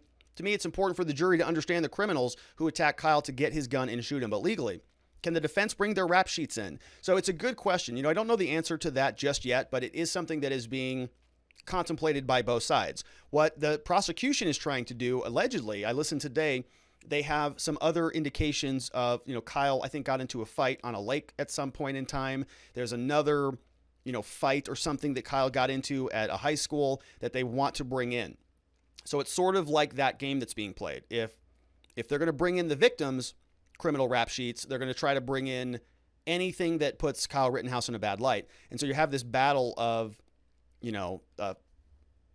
extraneous evidence being crammed into court to conflate the issues. And both sides are going to do that, which is natural, and you should. But I don't know how the judge is going to rule on this, because I didn't finish the hearing today, but I will finish it tonight. And of course, we're going to know all of that and more before the trial ultimately starts, because they're going to be fleshing out these motions in limine. Sergeant Bob says timestamps on aggression will be a big factor. Totally right. And so if the allegation is Kyle was the initial aggressor, was the time distance in between the two activities, between Kyle's aggression and Rosenbaum's aggression, was that enough to dissipate, or was it to dissipate the one sequence, the causal chain of events, or can we split that up into multiple incidents so that one event was over? Kyle was the aggressor, that ended, and then Rosenbaum was the aggressor and Kyle responded as a separate incident. Or are these all tied into the same series of events? Going to be interesting. Former LEO says, I viewed a video from earlier in that day. Rittenhouse was threatened with physical injury by Rosenbaum, had to be physically removed from the interaction with Rittenhouse by bystanders. Did you see that? I did see that. I think that was, you're talking about Rosenbaum. I think the bald guy in the red shirt was very aggressive that whole night and was having a lot of conversations with people. Bowie John Dolero says, do you feel like the prosecutor was kind of slimy? I sure did. I enjoyed watching the judge spank him. No homo. That's from Bowie Jandolero.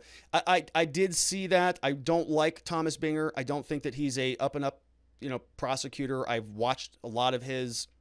And it's not to make it personal, right? But what I have seen out of him as a prosecutor, I don't know the man from anybody, but he is that type of prosecutor that will take a case, and it's going to be the most important case, and he doesn't even think about it. It's just on his desk now, and he's going to do everything he possibly can to get that conviction. And I've watched his language in a number of these different court proceedings where he gets out there and he's a little bit too aggressive for my liking. He says stuff like, well, Judge, the victims are all here, and the victims got this, and and the judge scolded him on that. Said, hey, don't call them victims, because they have not been adjudicated as victims yet. This is a self-defense case. They may be the assailants. Kyle Rittenhouse may be the person who is ultimately victimized if we find that there was in fact self-defense here. And so a prosecutor that does that, I think, sort of crossing certain lines, it's not, an ethical violation or anything like that. It's a stylistic problem. It's a stylistic way of handling things. And I just don't appreciate working with people like that. That's all. Just like they wouldn't appreciate a defense attorney who came in there and started, being overly and unnecessarily aggressive over certain things. I just get that sense from the guy. But again, I'm a defense lawyer. Okay. I'm sure he doesn't like defense lawyers either. So it's probably mutual. So I'll rest fine tonight. Let's see what else we've got. A couple others before we jump into our last segment. Jenny Tall says, a little off topic, but do you think the Mohammed Noor resentence of 57 months was the right move?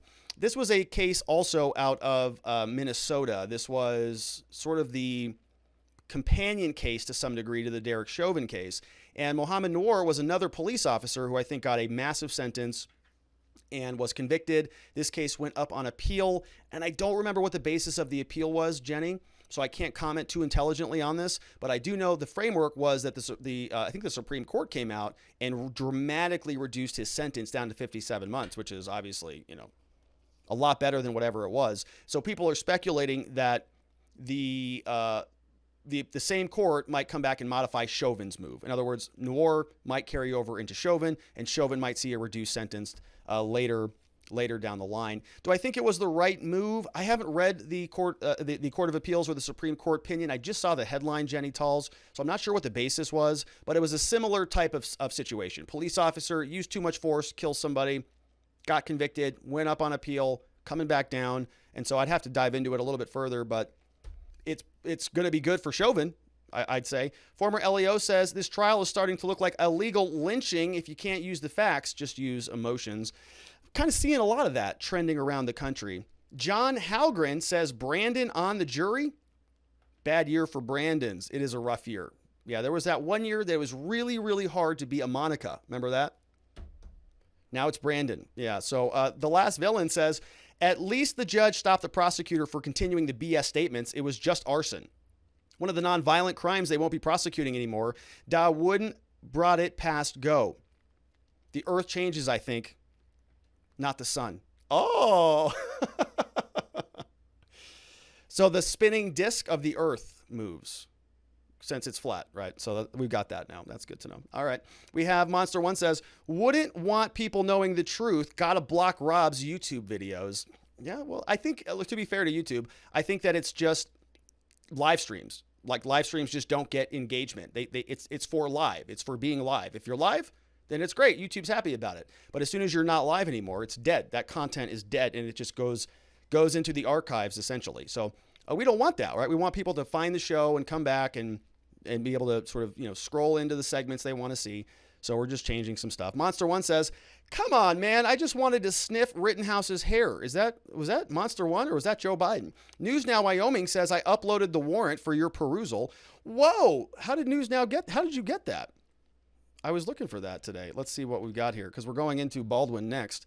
Let's see. Oh, he did get it. Oh, this is great. Thanks, News Now. Oh, man, that's amazing. So we'll be able to look at that. Okay, that's great. We'll save that for the next segment. Monster One says, last one was from Joe Biden. That's what I thought. I figured it was. I knew it. You didn't even have to tell me. I already knew it. Be Brave says, Barnes said the D is considering using input from outside defense attorneys as the trial progresses, but no decision made yet. I think it's uncharted territory. How would that play as attorney-client relationship? Well, I don't know. I mean, I think if you had a formal engagement letter and you were actually acting as an attorney, that the attorney-client relationship should be extended as long as you're a licensed lawyer. I don't think that there would be any problem with that. Now as a practical matter, as a lawyer, right, you may want to be careful about how many people you bring into, how many cooks are in the kitchen, in other words. So, but I like the idea of sort of outsourcing or at least crowdsourcing some data about the trial. I'll be watching it. If I have anything that I can add that's useful, I'll happily do it, right? I'll tweet about it or funnel it onto Barnes or whomever. But yeah, I think, trial is a weird thing as a lawyer. You almost get tunnel vision to some degree, and sometimes you can't see certain things that other people can see because you're so focused on this one issue. I want to get him to say this. This is my argument. This is critical. And he says something that you just, ding, it just kind of bounces off. But other people watching might be able to say, get him on that, get him on that. So we'll see. But yeah, it's going to be interesting. A lot of eyeballs are going to be on this case. Former LEO says felony murder was bounced. I thought felony murder charge was for just piling on. This isn't felony murder in California is what former LEO says. And our last one on this segment is I'm Not Gas says, wow, News Now coming in clutch with the warrant. Give this man an extra internet point for sure, because I couldn't find it. I was looking around this morning and I couldn't find it. So that's amazing. Thank you for that. Those were amazing questions. And thank you for all of your support from our great community over at watchingthewatchers.locals.com. Okay. And speaking of the Alec Baldwin stuff, we're going to jump right into that final segment of the day. Let's see where we're at on this. It's going to be a longer show. I had a feeling. A lot of good stuff to talk about, though, today. Don't always get that. Sometimes we come on here and it's like supply chain problems. It's like, oh, I know it's a huge problem and I get really angry about it, but can only talk about shipping containers so much. Okay, so let's get into our final segment. More information coming out about the Alec Baldwin shooting and the warrant from the scene of the Rust film is now available. Somebody on our amazing locals community, News Now Wyoming, also on YouTube, sent over a copy of that warrant. So we're going to take a look at a lot of different things today about this shooting. And I want to show you the board. This is what we're looking at now. We recall that we have Alec Baldwin. He is the shooter, the person who actually pulled the trigger. Now, he shot and killed this woman, Halna Hutchins. She was the cinematographer on the scene of Rust. And so she is no longer with us, unfortunately. May she rest in peace. We also have the bullet went through her and hit the director of the film, this fellow, Joel Souza. He's the director of Rust. Rust, of course, is no longer in production because there was a death and, it's a tragic catastrophe. But a lot of people now are starting to theorize about how this happened, put the pieces back together again to identify what went wrong so that it doesn't happen again in the future. And the first thing that we're seeing is a little bit of the blame game happening. Alec Baldwin is now pointing fingers back towards other people who were involved in the production of the film. Specifically, we're going to hear from a couple people today. Number one, we're going to check in with this person. This is Hannah Gutierrez Reed. She is the armorer on the set. She's 24 years old. My understanding is this was her second film, and so interesting that she would be in charge of that. We're also going to hear from this fella, or hear about this fella. Neither one of these people are speaking, to my knowledge, but nor should they, since they're presumably involved in criminal investigations in the state of New Mexico. But we also have Dave Halls. He is the assistant director. We're going to learn a little bit more about him as well. We are going to take a look at the actual warrant, since that just came in hot, literally, in the last segment, which I'm excited about. But before we get into all of that, let's listen in on the 911 call, because we're trying to piece together if there's anybody else who could be involved in this. Remember, we're talking about, multiple people, multiple systems, multiple checks and balances. We're supposed to have a sequence and people who are in charge of guns so this stuff doesn't happen. And so when we're talking about criminality, right, how can you necessarily blame Alec Baldwin if he's not responsible for the gun at all? How can you blame him if somebody says to him, this is a clean and a cold gun and it's perfectly ready to use, and he uses it and it's not okay, right? Some people might take a look at that and say, well, it's not his fault. Somebody who is smarter than him, somebody who's an armorer, somebody who's an assistant director, somebody whose job it is to check that gun told him it was good. He's just an innocent person who pulled the trigger. Okay? Other people who have some training in guns knows that you don't ever trust anybody with a gun. You always check it for yourself, and you don't point it at anybody unless you intend to kill them. Kind of one of the first rules they teach you. I think I learned that when I was like 5 years old. So it's one of those things, right? You're going to see a split of opinions on this. You're going to hear people that say Alec Baldwin's a totally innocent person. You're going to hear other people that say, it's always up to the person firing a gun to make sure that it's clean, especially if it's a real gun and not just a prop gun. So we're going to see a split of opinion here, but I'm seeing a lot of the finger pointing start automatically, as it should in a criminal case, right? Nobody wants to go to prison for killing somebody or for criminal negligence. And so Baldwin and co. are starting to point their fingers around other people who were part of the Rust production team.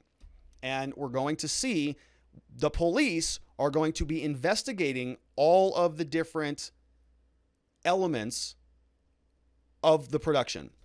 We're going to start off by listening in on the 911 call. So this is about 3 minutes. I broke it up into 3 separate clips, and we're going to be able to walk through it to some degree to get a first reaction of what happened on the scene of filming. First clip, this is one woman, I don't have identified, who is calling into 911 immediately after the shooting. Here you can listen in. Santa Fe Fire and EMS, what's the location of the emergency? Bonanza Creek Ranch has had 2 people accidentally shot on a movie set by a prop gun. We need help immediately. Okay. Bonanza Creek Ranch. Come on. Stay on the phone with me. We're going to get some help, okay? Don't hang up, okay? Hold on just 1 second.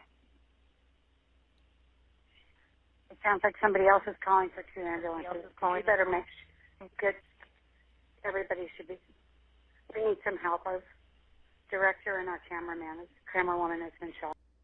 Okay, so several people shot. I think that's the end of that clip.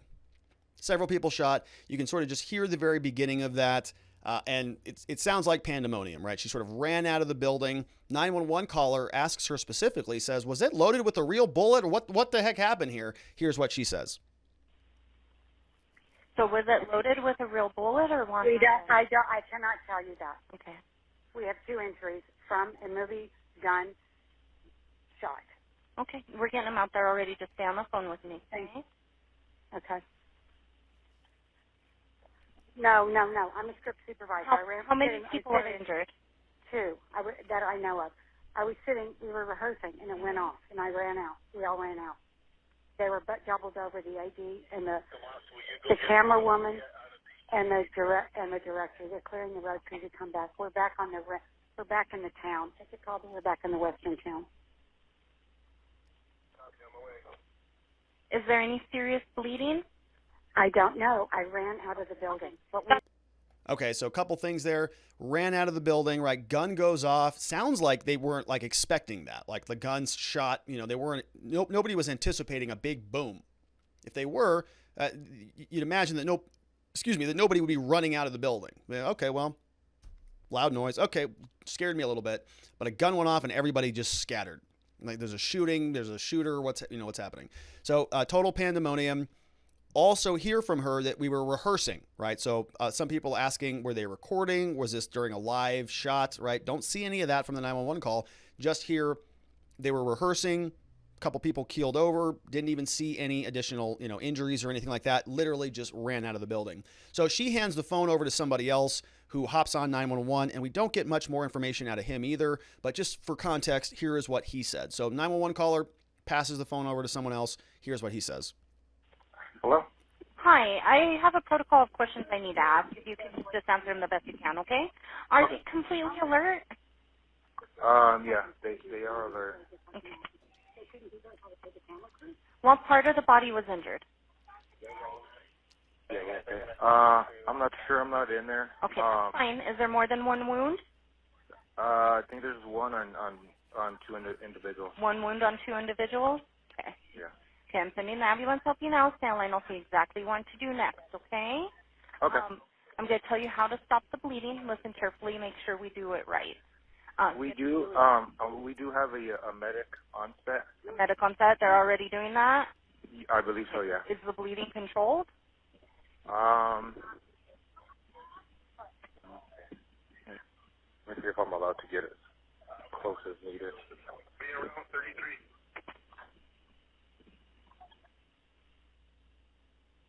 No. Okay, so it just kind of fades out, right? The rest of it's there. Everybody called 911. Number of ambulances are skidding on in there, and so it kind of just, peters out there. Now, we have a little bit of a last-minute change. Let me see how I can organize this. So NPR telling us that Alec Baldwin was practicing for a scene when the gun went off. Affidavits now show. So we're actually going to go through it because News Now Wyoming sent that over to us. But it says Alec Baldwin was practicing on a stunt when a prop gun he was holding was fired, killed 42-year-old cinematographer Helena Hutchins, injured director Joel Sosa. I already talked about all that. New affidavits for search warrants were released by Santa Fe County Sheriff's Office. New documents are based on interviews between sheriff detectives and several members of the film crew, offer the most complete accounting so far of Thursday's shooting in New Mexico. So we have the documents. I was going to just read through this puppy, but literally before we started this segment, our good friend News Now Wyoming, who has a channel over on YouTube, so please go check him out, sent us the actual search warrant, which I was not able to find earlier. So this is great. All right, so let's go through it. Not going to be in PowerPoint, so you won't see any of the slide or the red lines, but here's what we've got. State of New Mexico plaintiff in the search matter regard fixed wooden structure facing northbound. So that's the Rust location search warrant, proof of the affidavit. Give us access to all this stuff. Okay, let's see what the affidavit says. So they give us a residence, which is, the fixed structure out there in New Mexico. The person drafting this is a full-time certified peace officer in the state of New Mexico. So what do they want? They want photographs of the structure. They want video cameras, anything, videotapes, anything that was recording. So DVRs, DVDs, all that stuff. All the computer drives, computer hardware, routers, mouse, keyboards, anything, PSP players, floppy disks, SD cards, all firearms, all components, ammunition, all that, digital cameras, clothing, a scan of the scene, which measures the room by laser, prints on everything, fingerprints, palms, bodily fluids, including blood, which is very interesting. So this is just for a search of the premises, but I wanted to see if they were going to be taking Alec Baldwin's blood. That's going to be outside the scope of this puppy because this is just for property, but I'd be curious if they got a warrant for anybody's blood. Residue, discharge of firearms, trace evidence, the investigation to be conducted. Let's see. 545 Bonanza Creek Road. We heard that in the 911 call. Gunshot trauma. Advised a male was accidentally shot by a prop gun. It was unknown if a live round had been used. Upon arrival, we have a deputy, Nicholas LaFleur, advised one female had been shot in the chest, one male in the shoulder area. Female was a cinematographer. She was flown to New Mexico, died, sustained a gunshot wound, and the other director survived. Upon arrival, figured out where this was located during the filming of the movie. All right. Assistant director Dave Halls, who we talked about at the start of the segment, grabbed one of 3, quote, prop guns that was set up by the armorer, Hannah Gutierrez. Talked about her as well, which was on a cart. The cart is a gray rolling table with 2 layers, was left on this side of the structure due to COVID-19 restrictions. Officer learned one of the prop guns was then grabbed by Halls, the assistant director. He took it to the actor, identified as Baldwin, who was inside the structure. As the assistant director, Halls handed the gun to Baldwin. Halls yelled, "Cold gun," indicating the prop gun did not have any live rounds. The prop gun was fired by the actor Alec Baldwin, striking the cinematographer Hutchins and Joel, who was behind her. Later learned, the officer says that Halls did not know live rounds were in the prop gun when he had given the prop gun to actor Alec Baldwin. Okay, well, whose responsibility is it to check for that? Affiant learned what had happened to the prop gun once it was fired. It was handled by armorer Hannah Gutierrez, given to assistant director Dave Halls. Armorer Hannah Gutierrez was given the prop gun after it was fired by Alec actor Baldwin. She then took out the spent casing of the prop gun. When the deputies arrived on the scene, the prop gun was handed to arriving deputies by the armorer.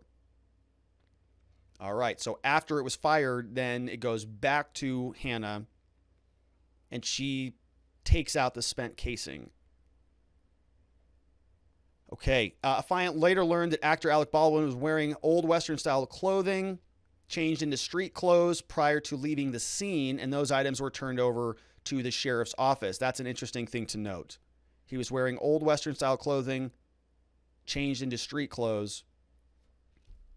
Interesting, right? And so the reason, I don't know how actors are, but if you want to be like a drunken, person, do you actually drink alcohol? Do you actually use drugs if you want to get into character on set? I don't know. And so you might change out of your clothes so that you get rid of some of that smell or the evidence. I don't know. I'm just speculating, right? That's what I would be looking into if I were a police officer. Not saying that Alec Baldwin was drunk or anything, but that's what they're looking for. These clothes appeared to have bloodstains. Santa Fe Sheriff's Office learned the Western-style coat was left inside the structure, important that any trace evidence, residue, biological specimens that might be related to the incident are categorized, which, of course, this is why they need this warrant. The incident occurred in close proximity, which led to a transfer of evidence. So they were pretty close by. Some of the blood spatter went onto Alec Baldwin's clothes. Affiant was informed the prop gun was properly secured in a marked patrol unit, along with other prop ammunition. Gray is a cart, 2-tier cart, contained Western-style belt and additional prop ammunition was secured by responding deputies. Hutchins sustained a gunshot wound and died. Joel, visible injury. He was given the opportunity to give a statement. He stated work started at 6:30 a.m. that day. He went on to say the crew usually meets and has breakfast on the property. During the morning hours, the day started off late due to a camera crew that had quit. They had to find another camera crew to help film the movie. Bad morning. Joel said once they hired another camera crew to assist, the day was taking longer than usual because they had one camera to do the filming. Joel was asked about the employees' behavior, said everyone was getting along. There were no altercations that took place. Maybe no altercation, but that doesn't sound like, an ideal environment, really. Joel stated that because of his job, he was more concentrated on the monitors of the cameras, did state that no film was being recorded because the crew was working on getting the scene ready for the movie and how they were going to set up the one camera that was available. Joel said he was standing behind Hutchinson viewing the camera. The rehearsal took place inside the church building where actor Baldwin was sitting on a wooden pew facing south toward the camera and the crew. Joel said the rehearsal entailed actor Alec Baldwin cross-drawing his weapon and pointing the revolver toward the camera lens. According to Joel, it was his belief the gun being used in the rehearsal was safe and used the term cold gun when explaining it. He remembered the phrase cold gun being said while preparing for the scene. Joel explained what he knows about firearms. He said what he knows is 3 people had been handling it or for the scenes. He said firearms are checked by Hannah, who is the armorer, and the firearm is checked by the assistant director, Dave Halls, who then gives it to the actor using the firearm. Joel said as far as he knows, no one gets checked for live ammunition on their person before or after the scenes. The only thing checked are the firearms to avoid live ammunition being in them. Joel stated there should never be live rounds whatsoever near or around the scene. Well, there were. Let's see what else. Joel explained prior to the discharge, they had been working on preparing for a scene before lunch. They broke for lunch around 12:30, had to be shuffled to an area from the set to have breakfast, lunch, and dinner. Joel said that they returned back after lunch, although he's not sure if the firearm was checked again. Joel stated that they had Alex sitting in a pew in a church building in the setting. He was practicing a cross draw. Joel said he was looking over his shoulder of Helena. He heard something that sounded like a whip, then a loud pop. Joel remembers Helena complaining about her stomach, grabbing her midsection. Joel also said she stumbled backward, assisted to the ground, bleeding. He was bleeding from his shoulder. Once I completed my interview, I made contact with Reed Russell, another cameraman. While speaking to Reed, he said he arrived early that day. Camera crew was having issues. Reed said he was working with the camera in the setting for the movie. They stepped out for 5 minutes from lunch. They returned back onto the setting of the scene. Alec, Joel, and Helena were already in possession of the firearm. Okay. He was not sure if the firearm had been checked due to the absence of the 5 minutes. Oof, there you go. Reed stepped out for 5 minutes before returning from lunch. When he got back, Alec, Joel, and Helena all already had it. Reed went on to say that while setting up the camera, there was no video or audio being filmed. They were preparing for the scene. While preparing, there was a shadow coming from outside. They tried to move the camera. He said Alec was trying to explain how he's going to draw out the firearm, where his arm would be, where the firearm was pulled from the holster. Reed was not sure why the firearm was discharged, just remembered the loud bang. He remembers blood on the person, injury. He was asked about Alec and how he handled the firearm. He said he had been very careful, brought up an instance where the scene was being filmed earlier. Reed said Alec had made sure it was safe and that a child wasn't near him when they were discharging a firearm during that scene. Detectives executed a search warrant. They did find blood in the area. They found an incident. Okay. A find is aware that additional evidence might be located on the prop gun used while filming of the movie. Would like to confirm the incident took place or that it wasn't recorded. That's why they want to go and take access, get information about all the cameras and surveillance. Training and experience. Let's see. Unknown if there are any additional weapons in there. All right, there it is. Signed off on by Detective somebody, Joel Cano, out of the Santa Fe Sheriff's Office. So that is the full warrant. Some interesting stuff in there. We have a 5-minute gap of time. We have... Very interesting. Okay, so thank you to News Now Wyoming for sending that over to us. Very interesting, interesting stuff there. Now, I want to see what else we were going to cover. Yeah, and so we just covered a lot of that. Now, here's a scene. The New York Post gave us some background on this gal. This is Armorer Hannah Gutierrez Reed. So we heard from the search warrant that this was either Alec Baldwin got handed the gun by this woman, Hannah Gutierrez Reed, or through David Hall. So it went from Anna to David into Alec's hand, and that's all we got. Like, we don't know who checked what at that moment in time. So the New York Post calls her a rookie armorer. She's 24-year-old former model. She told the Voices of the West podcast about landing the, quote, pretty sweet gig as the first armorer. She said on that podcast, quote, "I think the best part about my job is just showing people who are normally kind of freaked out by guns how safe they can be and how they're not really problematic unless put in the wrong hands." Oh, no. Whose hands? Like Alec Baldwin's hands? Oh, no, that's terrible. She said her dad, a well-known Hollywood armorer, Theo Reed, gave her some direction. But she, quote, figured out most of the job requirements, quote, on my own. Oh, no. That poor girl. That is a horrible way to be written about in a news article, isn't it? She gave a podcast. Yeah, it's a pretty sweet gig. How did you learn to be an armorer at 24? You used to be a model. Well, my dad is also an armorer. He taught me a couple things, and I just figured out the rest of it on my own. Yikes. Okay, so that's no good. Here's another image. She told the podcast how she learned by herself to make sure the dummy rounds were in the right spot of any weapons being used. Said, quote, "You have to look at the front of it and determine which one is the blank if it's dummied up. That's how I tell, at least." Oh, it's terrible. Reed also called how she had previously been a model, but then wanted to be either an actress or a director of photography, the position held by Helena Hutchins when she was shot dead by Baldwin last Thursday. Well, I mean, it looks like, I don't know if that's a real gun or not, but it looks like she's got a little trigger discipline going on over there. How about this one? Yeah, I got some trigger discipline going on here. That's good. It's good. At least she's got that going for her. So, yeah, so you can see how these things can kind of just compound, right? It's not good. So you've got Alec Baldwin. You've got also this guy. The assistant director was also the subject of a number of other complaints. This is David Halls. He was fired from previous movie after a gun incident injured a crew member. What? Yeah, CNN says that he, the same guy who handed a prop gun to Alec, was serving as the assistant director on a film called Freedom's Path in 2019 when a gun, quote, unexpectedly discharged on set. causing a sound crew member to recoil from the blast, halting the production. Crew member saw a medic. It was all good, but Halls was removed from the set and then fired from production.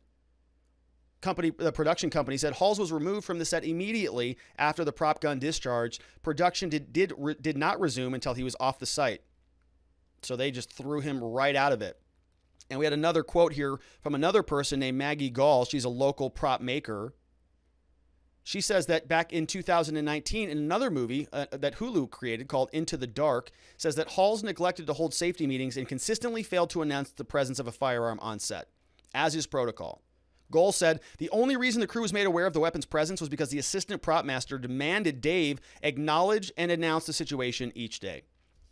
So you've got just a series of bad potential individuals, not necessarily, actively malicious or criminal, but you have a 24-year-old armorist. You have David Halls, who looks like he's had problems with guns in 2 other movies. And you two work together. You're in charge of the firearms here. Not ideal. Okay, let's see what you have to say about the Alec Baldwin story. And one final shout out to News Now Wyoming for the clutch delivery of the warrant at the last minute. Amazing. So go check out his channel. Let's see what you have over here from watchingthewatchers.locals.com.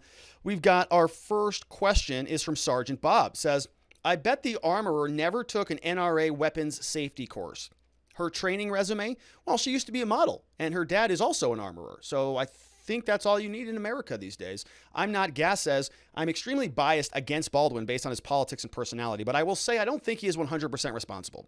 Though he should bear some responsibility since he ultimately pulled the trigger. Realistically, if this was an accident, we were dealing with multiple layers of criminal negligence. But Baldwin is rich, connected, and famous. The worst that will happen to him, he's going to cry on TV and write a book.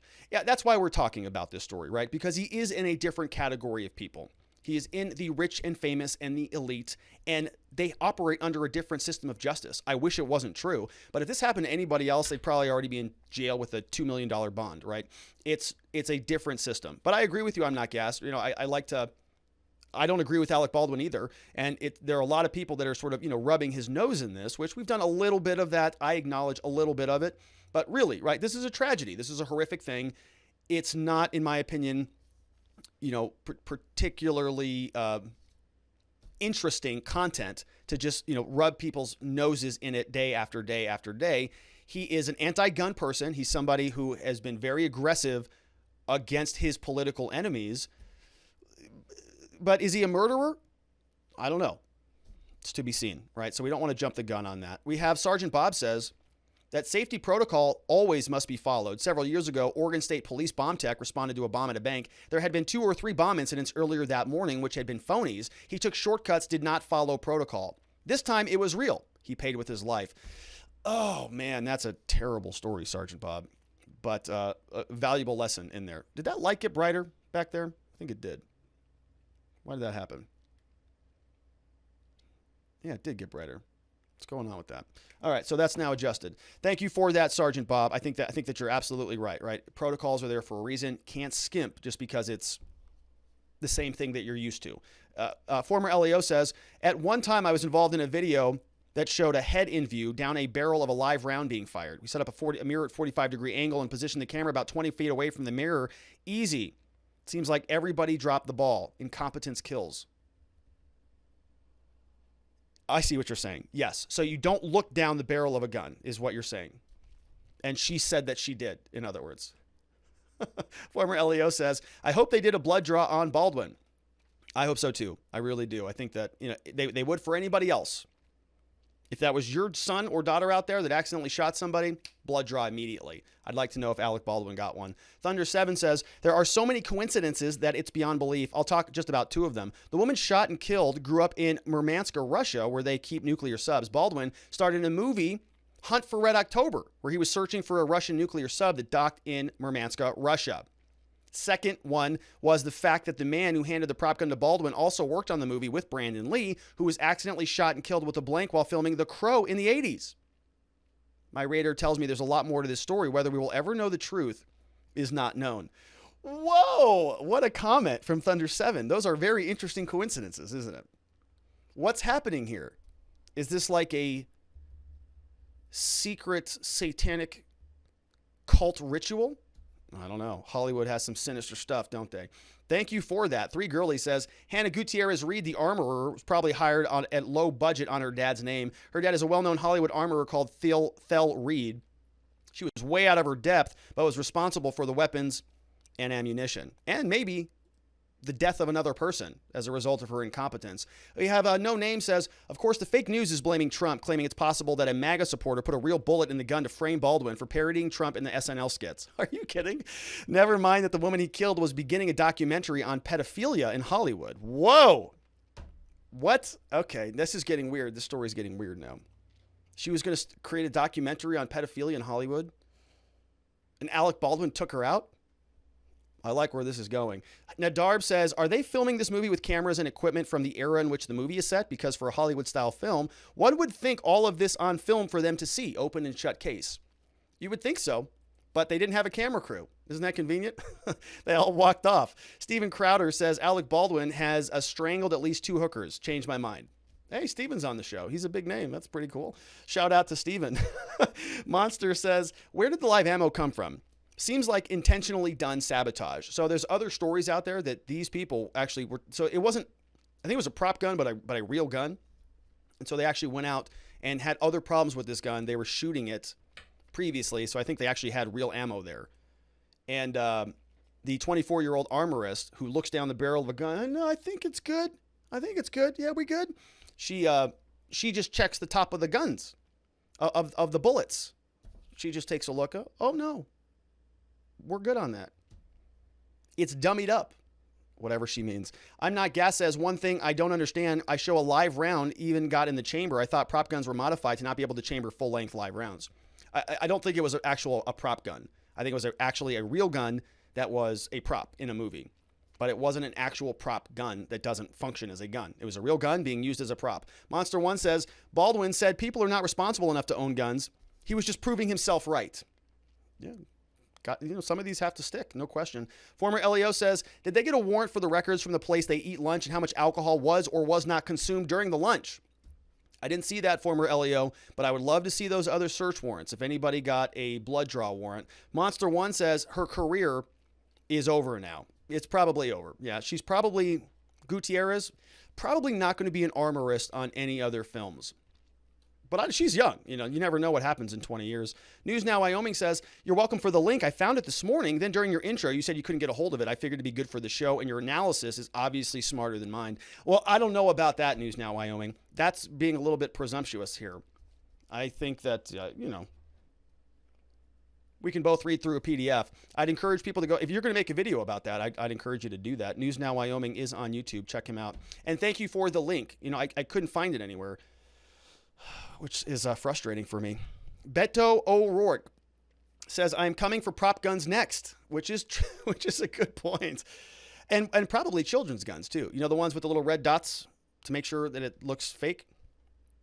Those are probably dangerous. I'm Not Gas says, so call me out for being a misogynist if you like, but I have a sneaking suspicion this Gutierrez lady was given a job above her standing based upon something that's not, skills and experience from I'm Not Gas, implying, some female privilege. Former LEO says, 24 years old, and this is the case of political correctness of qualifications. Monster One says, she was probably a diversity hire. Does she have any experience? No, don't be sexist. Sorry. Hand of Nod says, it's a hot mess. Complacency kills every day. The only answer is the weapon is hot. Must do your own brass check when exchanging weapons. It seems there were a lot of problems that were preventable. Semper vigilans. Hand of Nod signs off on that. You got to check it, right? It's the first thing they teach you. You always check it. You never trust anybody because they don't know.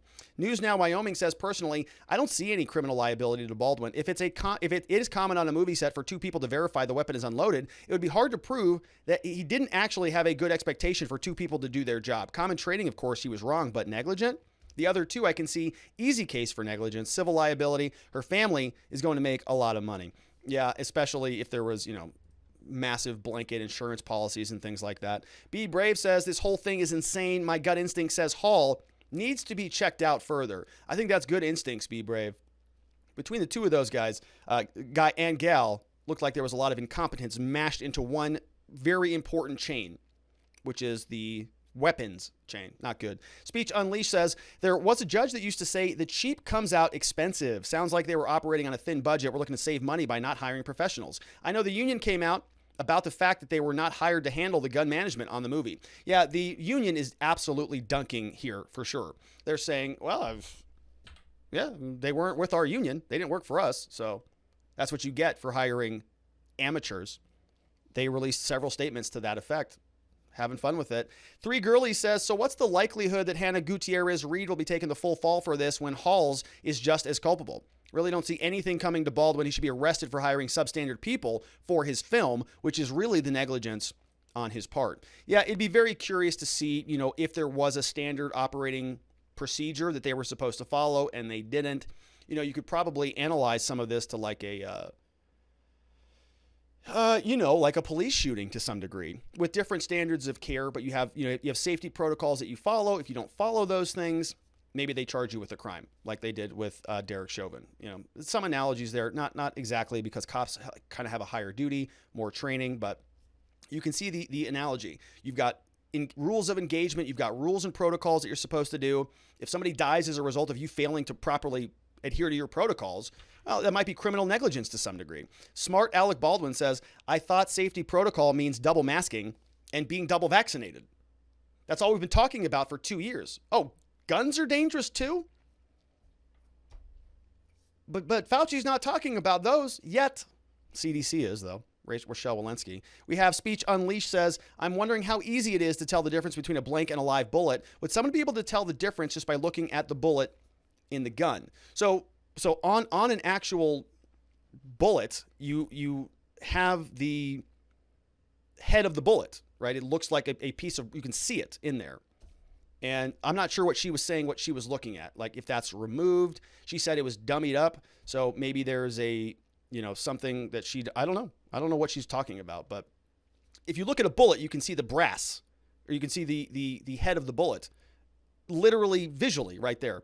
Jeremy Matrita says, Rob, something interesting about Hutchins. Hutchins supported the International Alliance of Theatrical Stage Employees, IATSE, the labor union that represents Hollywood's crew and technical workers, and planned to strike over dangerous working conditions days before her death. Speculating. Are you saying she was taken out by Alec Baldwin? The Last Villain says, I don't think the prop person handed the gun to him. Did I miss that part? So several people said that they heard him say cold gun, right? So the way I think about that is he's got it and he's going cold gun and handing it to Alec Baldwin is sort of how I'm visualizing that happened, but I could be wrong. Vientikis says, given that the shooting happened during a rehearsal and not during actual filming, I put the responsibility totally on Baldwin. On the other hand, I'm always cautious to go hardcore on punishments for situations like this. Our legal system is too punishment happy for the regular people, for my taste. Accidents do happen, but people also take advantage of the fact that accidents happen. Is that enough nihilism for you? Yeah, I think that's fair, Vientikis, right? I mean, I agree. I don't think that you should just automatically throw people in prison. Even Alec Baldwin, he should go through due process. I just want to see. I'm just curious if the same standard investigation that would apply to anybody else is also going to apply to him. We'll see. I have my doubts about it, but we'll see. I hope so. Right? I hope the justice system is blind, but I know that it's not. Jay, he says, as tragic as this is, hopefully this will bring about change to the movie industry, so this never happens again. There's something true about that, right? It's called anti-fragility. It's the idea that if something bad happens, everything gets stronger as a result of it, right? You have something that is fragile. You have the opposite of fragile, which is robust. So you can have a teacup on a desk. That's pretty fragile. You can have something robust like a safe or a computer, a diamond that is very strong. And you have something that's the opposite of fragile. It's called anti-fragile. It actually grows from disorder. In this case, movie sets are going to grow in their safety as a result of this death. Same thing happens with airplanes, right? Every airplane that crashes, terrible for everybody on board that airplane. But as a whole, the entire air structure, the entire industry gets a little bit stronger because they lost something and they respond and they become more anti-fragile as a result of that. So I think, Jay Heath, you're right. There will be some changes that ultimately save lives. It's a tragedy that this happened, but it won't be entirely in vain. 3 Girlie says the gun was real because it was a period piece. That means it was a revolver. She should not have had to look down the barrel of a gun, but the live ammunition should never have been anywhere near the blanks for her to try and figure that out. Yeah, I agree with that. Right? And the gun should never, ever, I would imagine, be used in real live fire. You just sort of get a different gun for that stuff and a different ammo and different places to store all of that. Would be my thought. Perry Masonary says proper training in weapons and handling should be the rule in all movies and using guns. I think that may be common sense, but just saying. Yeah, there's not that much common sense anymore, unfortunately. News Now, Wyoming says, just fact check the deputy director was on the set for The Crow. He was the assistant director for the sequel, but I can't find anything that shows he participated in the original. So just fact, okay, so that's, yeah, interesting. News Now, Wyoming. Maybe he was younger and he's just not on IMDb. Who knows? Very interesting stuff now. Squid Game says this would make more sense if it was on our show. You know, I've resisted watching Squid Games. I haven't watched it yet. And I just heard it was really, really violent. And I'm sort of trying to get less of that in my life. We get enough of that here. Former LEO says maybe she didn't know that a revolver fired the round that is next up in the cylinder rotation. A period piece would be a single action because the hammer has to be manually cocked. As that happens, the cylinder rotates and brings up a fresh round. So that's former LEO saying that there was a revolver and maybe she put the blank dummy in one chamber, but actual live rounds in the other 5. Oh my gosh. Or oh no, he's just going to cock it on this one. So it's going to be fine. It's going to be perfectly safe. My dad said so. Maybe that's what she said. Those were great questions. All of those came over from watchingthewatchers.locals.com. Thank you for all your support. Saw we had a new follower over on Twitch. Shout out to Disobedient Civilian. Yesterday we had Boldy Dave and many others over there. So shout out to my friends over there on Twitch. And on Rumble, somebody was asking Elucidation Station, I think, and Sledgehammer the Telescreen. They were asking about that right back there. That, my friends, is the Capitol building. It's a Lego set. So as you can tell, now that has been revealed, the FBI will be breaking my doors down any minute now. A last question came in, says Baldwin took her out because she's a Trump supporter. All right, so that's another good way to end the show. And that, my friends, is it for the show. Let's check out some new supporters who joined up over on Locals. This is last week's new list. I'm gonna update this tonight for the rest of this week. But Damn Girl signed up along with Michael N, Bill Givens, our guy 2, So Flow Red, Maxim 15T with the big join. Sir Darren, Fire Dat, and V-Dub Shanny all joined in this amazing community where we get a lot of these questions and have some really, insightful conversations, quite frankly, if I do say so myself. We also had Max922, Tsunami Tommy in the house, Sugar Britches, Ad Meliora, Pretty Darn Nice, Sovereign Lion, Linfish, Germs, and Sniper 275, all over at watchingthewatchers.locals.com, which I'm trying to get a little bit more active on. You're going to see a little bit more of that. Today we had a semi-early morning live stream. It was, I think, about half hour, about 11 a.m., Sometimes in the morning, I knock out a lot of my early meetings, and I need to get started recording. And so I'm going to start by kind of getting warmed up a little bit from time to time over on Locals, and I hope that you don't mind that. So come check it out at watchingthewatchers.locals.com. This weekend, my friend, is it this weekend? Let's check the dates. Is it this weekend? I think it's next weekend. It's not this weekend. It's next weekend. This weekend is Halloween. Oh, we got 2 weeks. I got ahead of myself. I got super excited. But the following weekend, on Saturday, November 6th, 7 to 8 p.m., we have our monthly Locals meetup. It's a lot of fun. We do it all over Zoom. Cameras on, cameras off, whatever you want. Come check it out. If you're a member or supporter over at watchingthewatchers.locals.com, you can join in on it. And before we wrap up out of here, final shout outs to my friends over on Locals. I see Nadarb is over there. I'm Not Gas, Jack Alaya. We've got Mustang Jeff in the house. We have Vienticus Prime. Shout out to News Now Wyoming for giving us that warrant. Love it. Jack Alaya. And many others are chatting away. And that, my friends, is it for me for the show for the day. We are going to be back here recording live at 4 p.m. Arizona time. That's 7 p.m. on the East Coast. The show is premiering live on YouTube. I'm sorry, premiering, not live, on YouTube at 7 p.m. Eastern. 7 p.m. Arizona time, 10 p.m. Eastern. My time zones are all screwed up. If you want to be a part of the live show, 4 p.m. Arizona time on Locals, watchingthewatchers.locals.com. And thanks for being a part of the show. I'm going to see everybody right back here, same time, same place tomorrow. Have an amazing evening. Sleep well, my friends. Until tomorrow. Bye-bye.